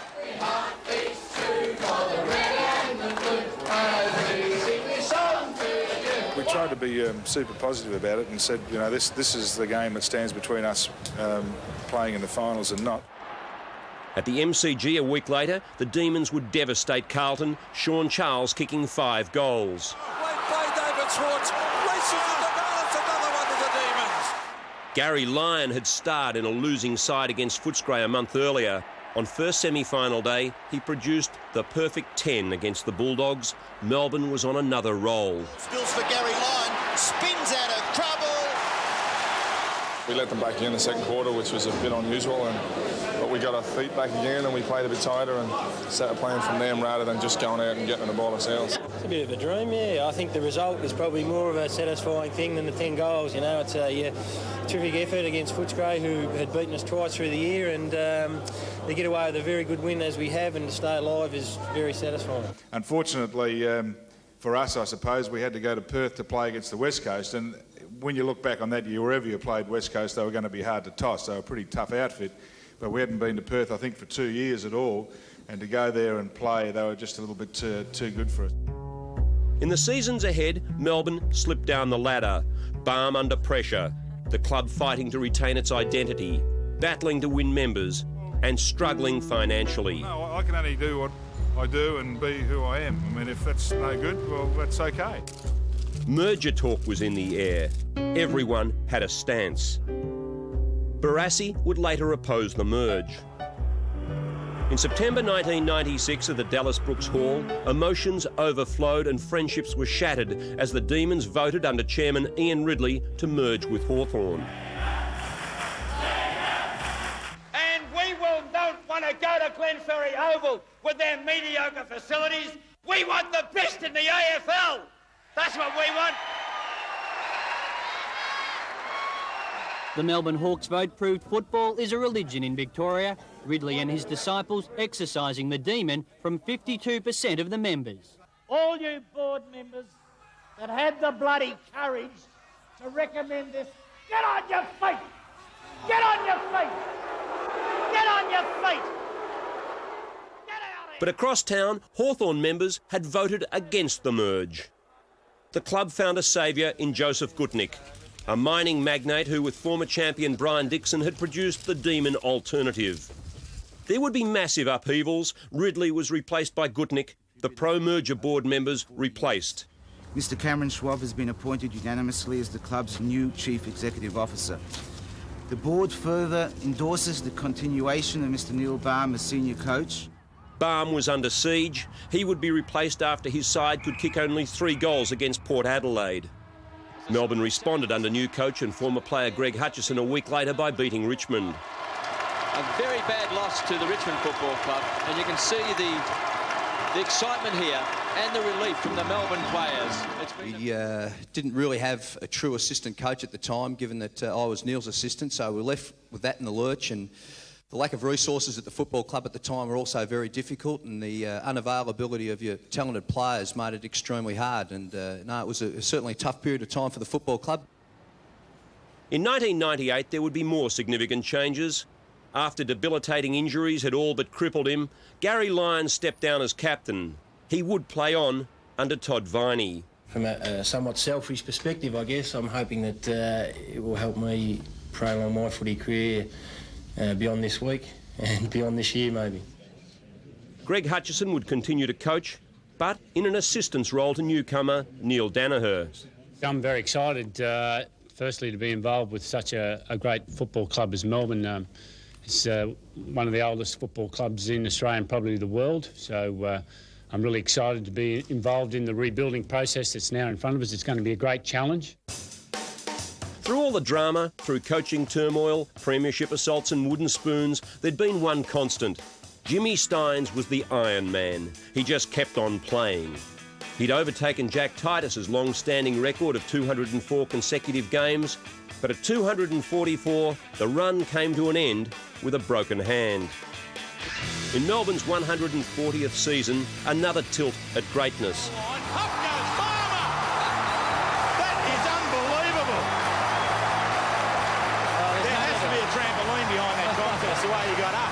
There's just no doubting this young player's potential. Have a look at this jump and run and mark. Oh, that would be Cadbury's mark of the year. That is just all jump. There would be 14 wins. Melbourne finished fourth on the ladder. More to come. A win in the first final against reigning premiers Adelaide. Finds space and snaps. Magnificent goal. Then a 51-point win over 1997 grand finalists St Kilda.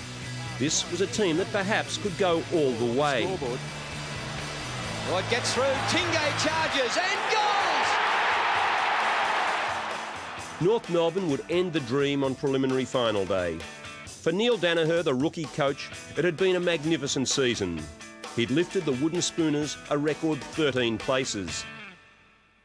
It would be a year tinged with sadness. The football world farewell Jimmy Stynes, who retired after 264 games. And I'd just like to finally just thank the club for giving me an opportunity of a lifetime. Thank you. After such a strong showing in 1998, the 99 season would be a fiasco in so many ways, on and off the field. Superstar forward Gary Lyon would be sidelined for all but 2 games before his debilitating back injury ended a brilliant career after 226 games. Glenn Lovett too would leave at season's end, and skipper Todd Viney called it a day after 233 games. The fire in my belly to strive to be the best and train harder than the next bloke, things that have made me a 200-game player. I just feel that I haven't got that drive in my stomach anymore. There were rumblings of discontent as the relationship between President Joseph Gutnick and CEO Cameron Schwab deteriorated. Prior to round 19, Schwab walked. If that was not bad enough, AFL Investigations Officer Michael Easy announced that the Demons had flagrantly breached the salary cap on repeated occasions through the 90s. There would be more than $500,000 in fines and draft exclusions. Finally, the AFL eased its stance, and Melbourne was forced to pay $350,000 and forfeited its top draft pick in 2000 to Fremantle as recompense for the Dockers losing Jeff White. As Melbourne slumped to 14th, there would be positives. David Neitz would top the goal kicking and take over the captaincy, and David Schwartz was back to his best, winning the Bluey Truscott Trophy as club champion. Yeah, it was great. Just throughout the week, just sort of sat down with Neil and looked at the video and got out in the training track and practiced kicking a few goals and managed to kick a few straight today, which is good. What about that one out in the full? What one out the full, mate? With its young list, Melbourne came of age in 2000. It was a season studded with stunning highlights.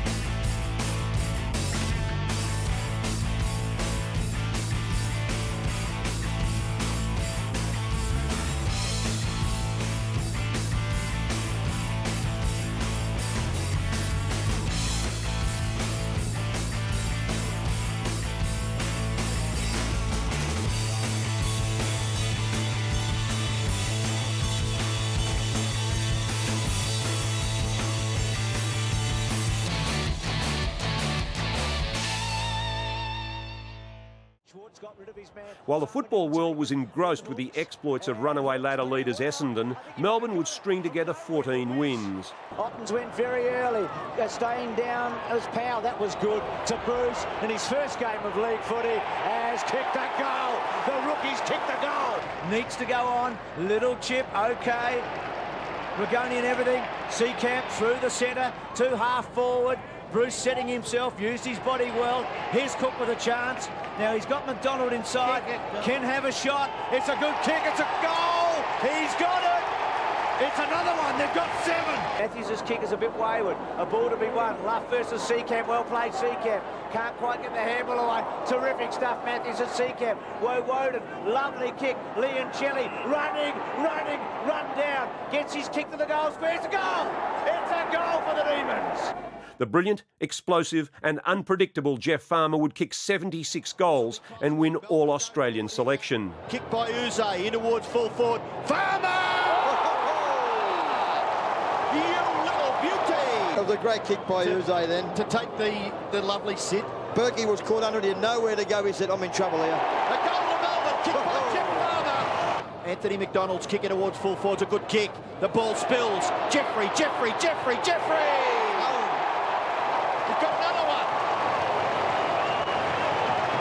Punched away. In June, the greats would gather as Melbourne announced its team of the century.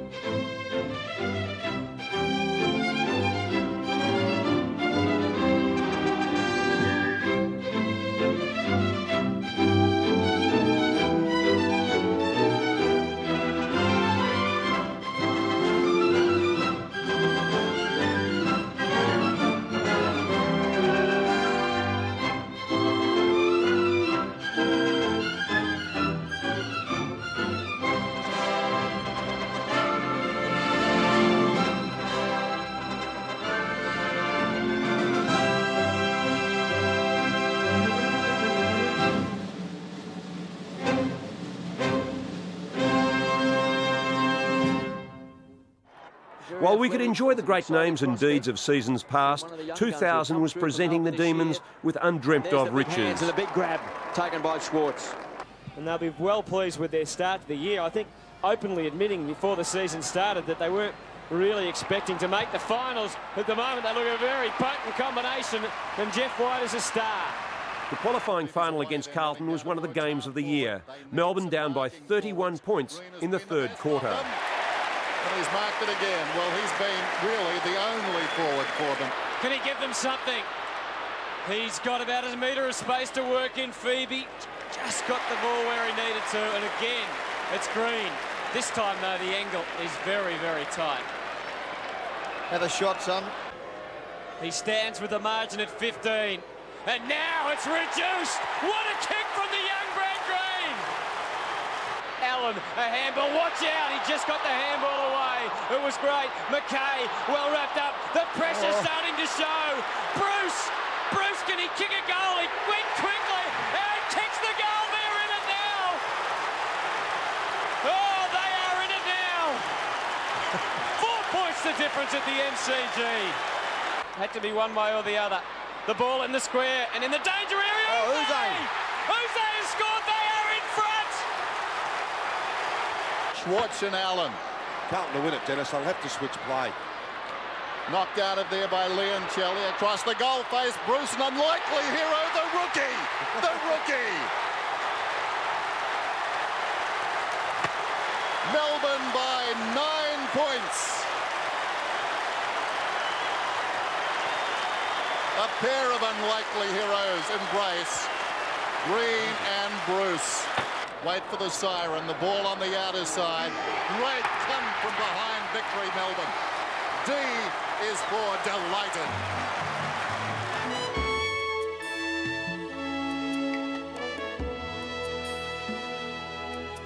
A packed grand final week would begin with a traditional Brownlow medal count. Melbourne, S.Y. Woden, 3 votes.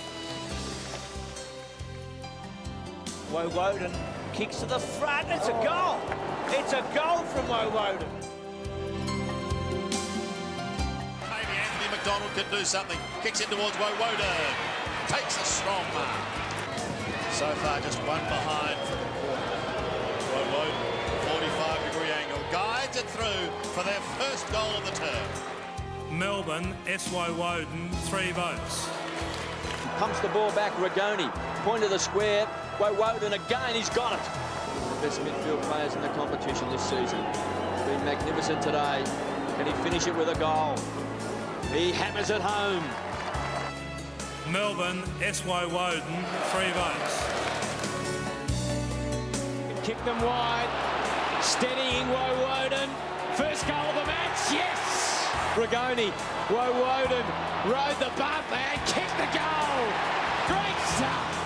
Woden within range from 50. They need a goal, Melbourne, and this is it. Well shepherded away, and that allows Nicholson to get clear, and Woden. This is where they're so damaging, almost unstoppable. You'd back him for his 4. Shane Woden. Melbourne, S.Y. Woden. Cameron Bruce is being picked up by Andrew Embley. The 232s on each other, and Bruce has kicked the last 2 goals of the game. Woden bursts out in the middle and burns on Cousins to kick another goal. Melbourne, S. Powell, 1 vote. Melbourne, S.Y. Woden, 2 votes. Melbourne, A. Uze, 3 votes. And therefore I have much pleasure in declaring Shane Woden is the winner of the 2000 Brownlow medal.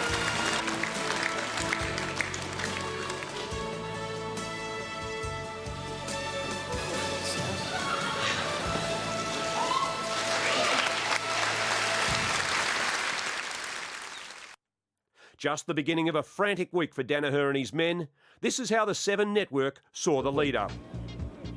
For the media, it's the last chance to talk to the players. After this, there's no interviews and the coach is the only spokesman. The full senior squad are training, but some, like Matthew Phoebe, have heavy hearts, knowing they won't be selected on Saturday. The fans, though, are practising with gusto.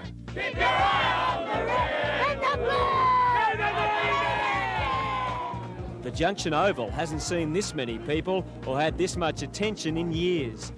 What could be better for the Demons fans than a lamb chop and the chance to cheer on the boys? Joseph Gutnick knows he won't see the game, but he's seen enough to know he's got a good return on his investment. The only problems for the red and the blue, heavy rain and the fitness of Cameron Bruce. Both worries soon pass, Bruce included as both sides name unchanged lineups. Friday and the schools must be half empty. Children are everywhere as grand final week celebrations come to a spectacular end.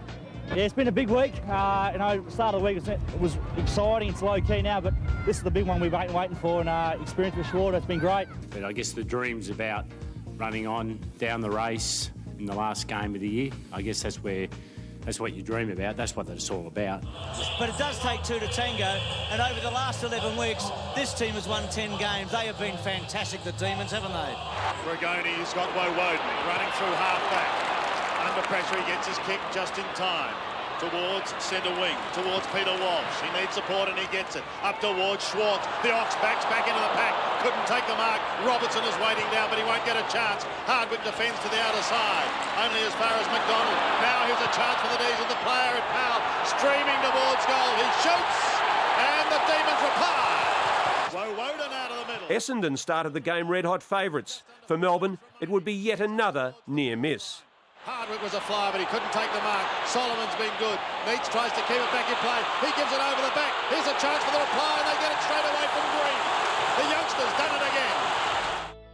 The 2001 season would be one of the most disappointing in years. There'd be some memorable moments, but the slide from Premiership contender and grand finalists to also-rans and 11th place on the ladder, a bitter pill to swallow. There'd be some magnificent individual displays, Russell Robertson in high-flying form. Did he use his hands? What a mark! Robertson! What a mark! But off the field, things were grim. President Joseph Gutnick had fallen out with his lieutenants, his vice presidents Bill Guest and Ian Johnson, and high-profile board member and former state treasurer Alan Stockdale. In a mid-season political upheaval, they would all stand down. Gutnick replaced by Gabriel Zondi as president, but vowing to return to power. Members will have their say. I shall return. In July, 24 of the greats were inducted into Melbourne's Hall of Fame. One was named as a legend of the club, Norm Smith. Off a bad season, Melbourne would rebound in 2002. There'd be fresh faces, the old champs, and a rejuvenated approach.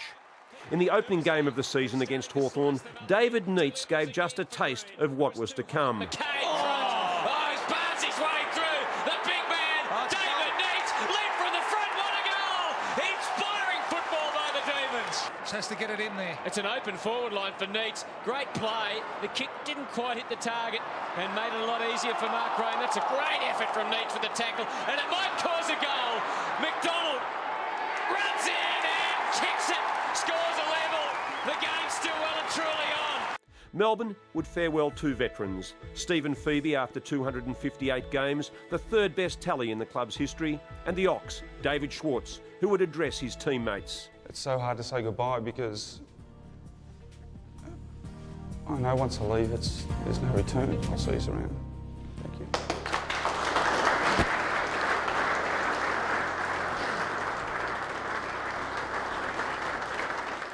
Melbourne's decision to sell its home games against Brisbane and play out of the Gabba had been received with some derision. In 2002, they would give the reigning premiers a 37-point start. They'd leave the Gabba with the money and the points. They're running away with it now. Walsh runs through the wing, kicks inside the 50. Guess who? And should he kick this? It's a long way back for the Lions. But still, plenty of time. Simply the way the game is being played. Neitz. Oh, that is as straight as you could wish. Straight through the middle. Neitz gets another one. Melbourne pull away. The race for the Coleman medal was all but over by round 20. In his 200th game against the Bulldogs, David Neitz moved 16 goals clear. On the full for David Neitz in game 200. Now look at that. Right through the middle, and the Demons hit the front. 11 minutes into the third term. Back in the finals and back in form. Against the Kangaroos, Melbourne looked premiership material. After having chased long by Wheatley, they'll jump in the end. Uze! Keep it low. It's a goal. Uze has number 2. The semi-final against road-weary travellers Adelaide was one of the most lopsided in history. The Crows booting 8 in the first quarter assault before Melbourne answered with 15 in the next 2. The 69-point turnabout would have a final twist as Adelaide regrouped and went on to win. Uze's running. He's had one bounce, didn't come back to him. He's still got some time. Hard up against the bad blood.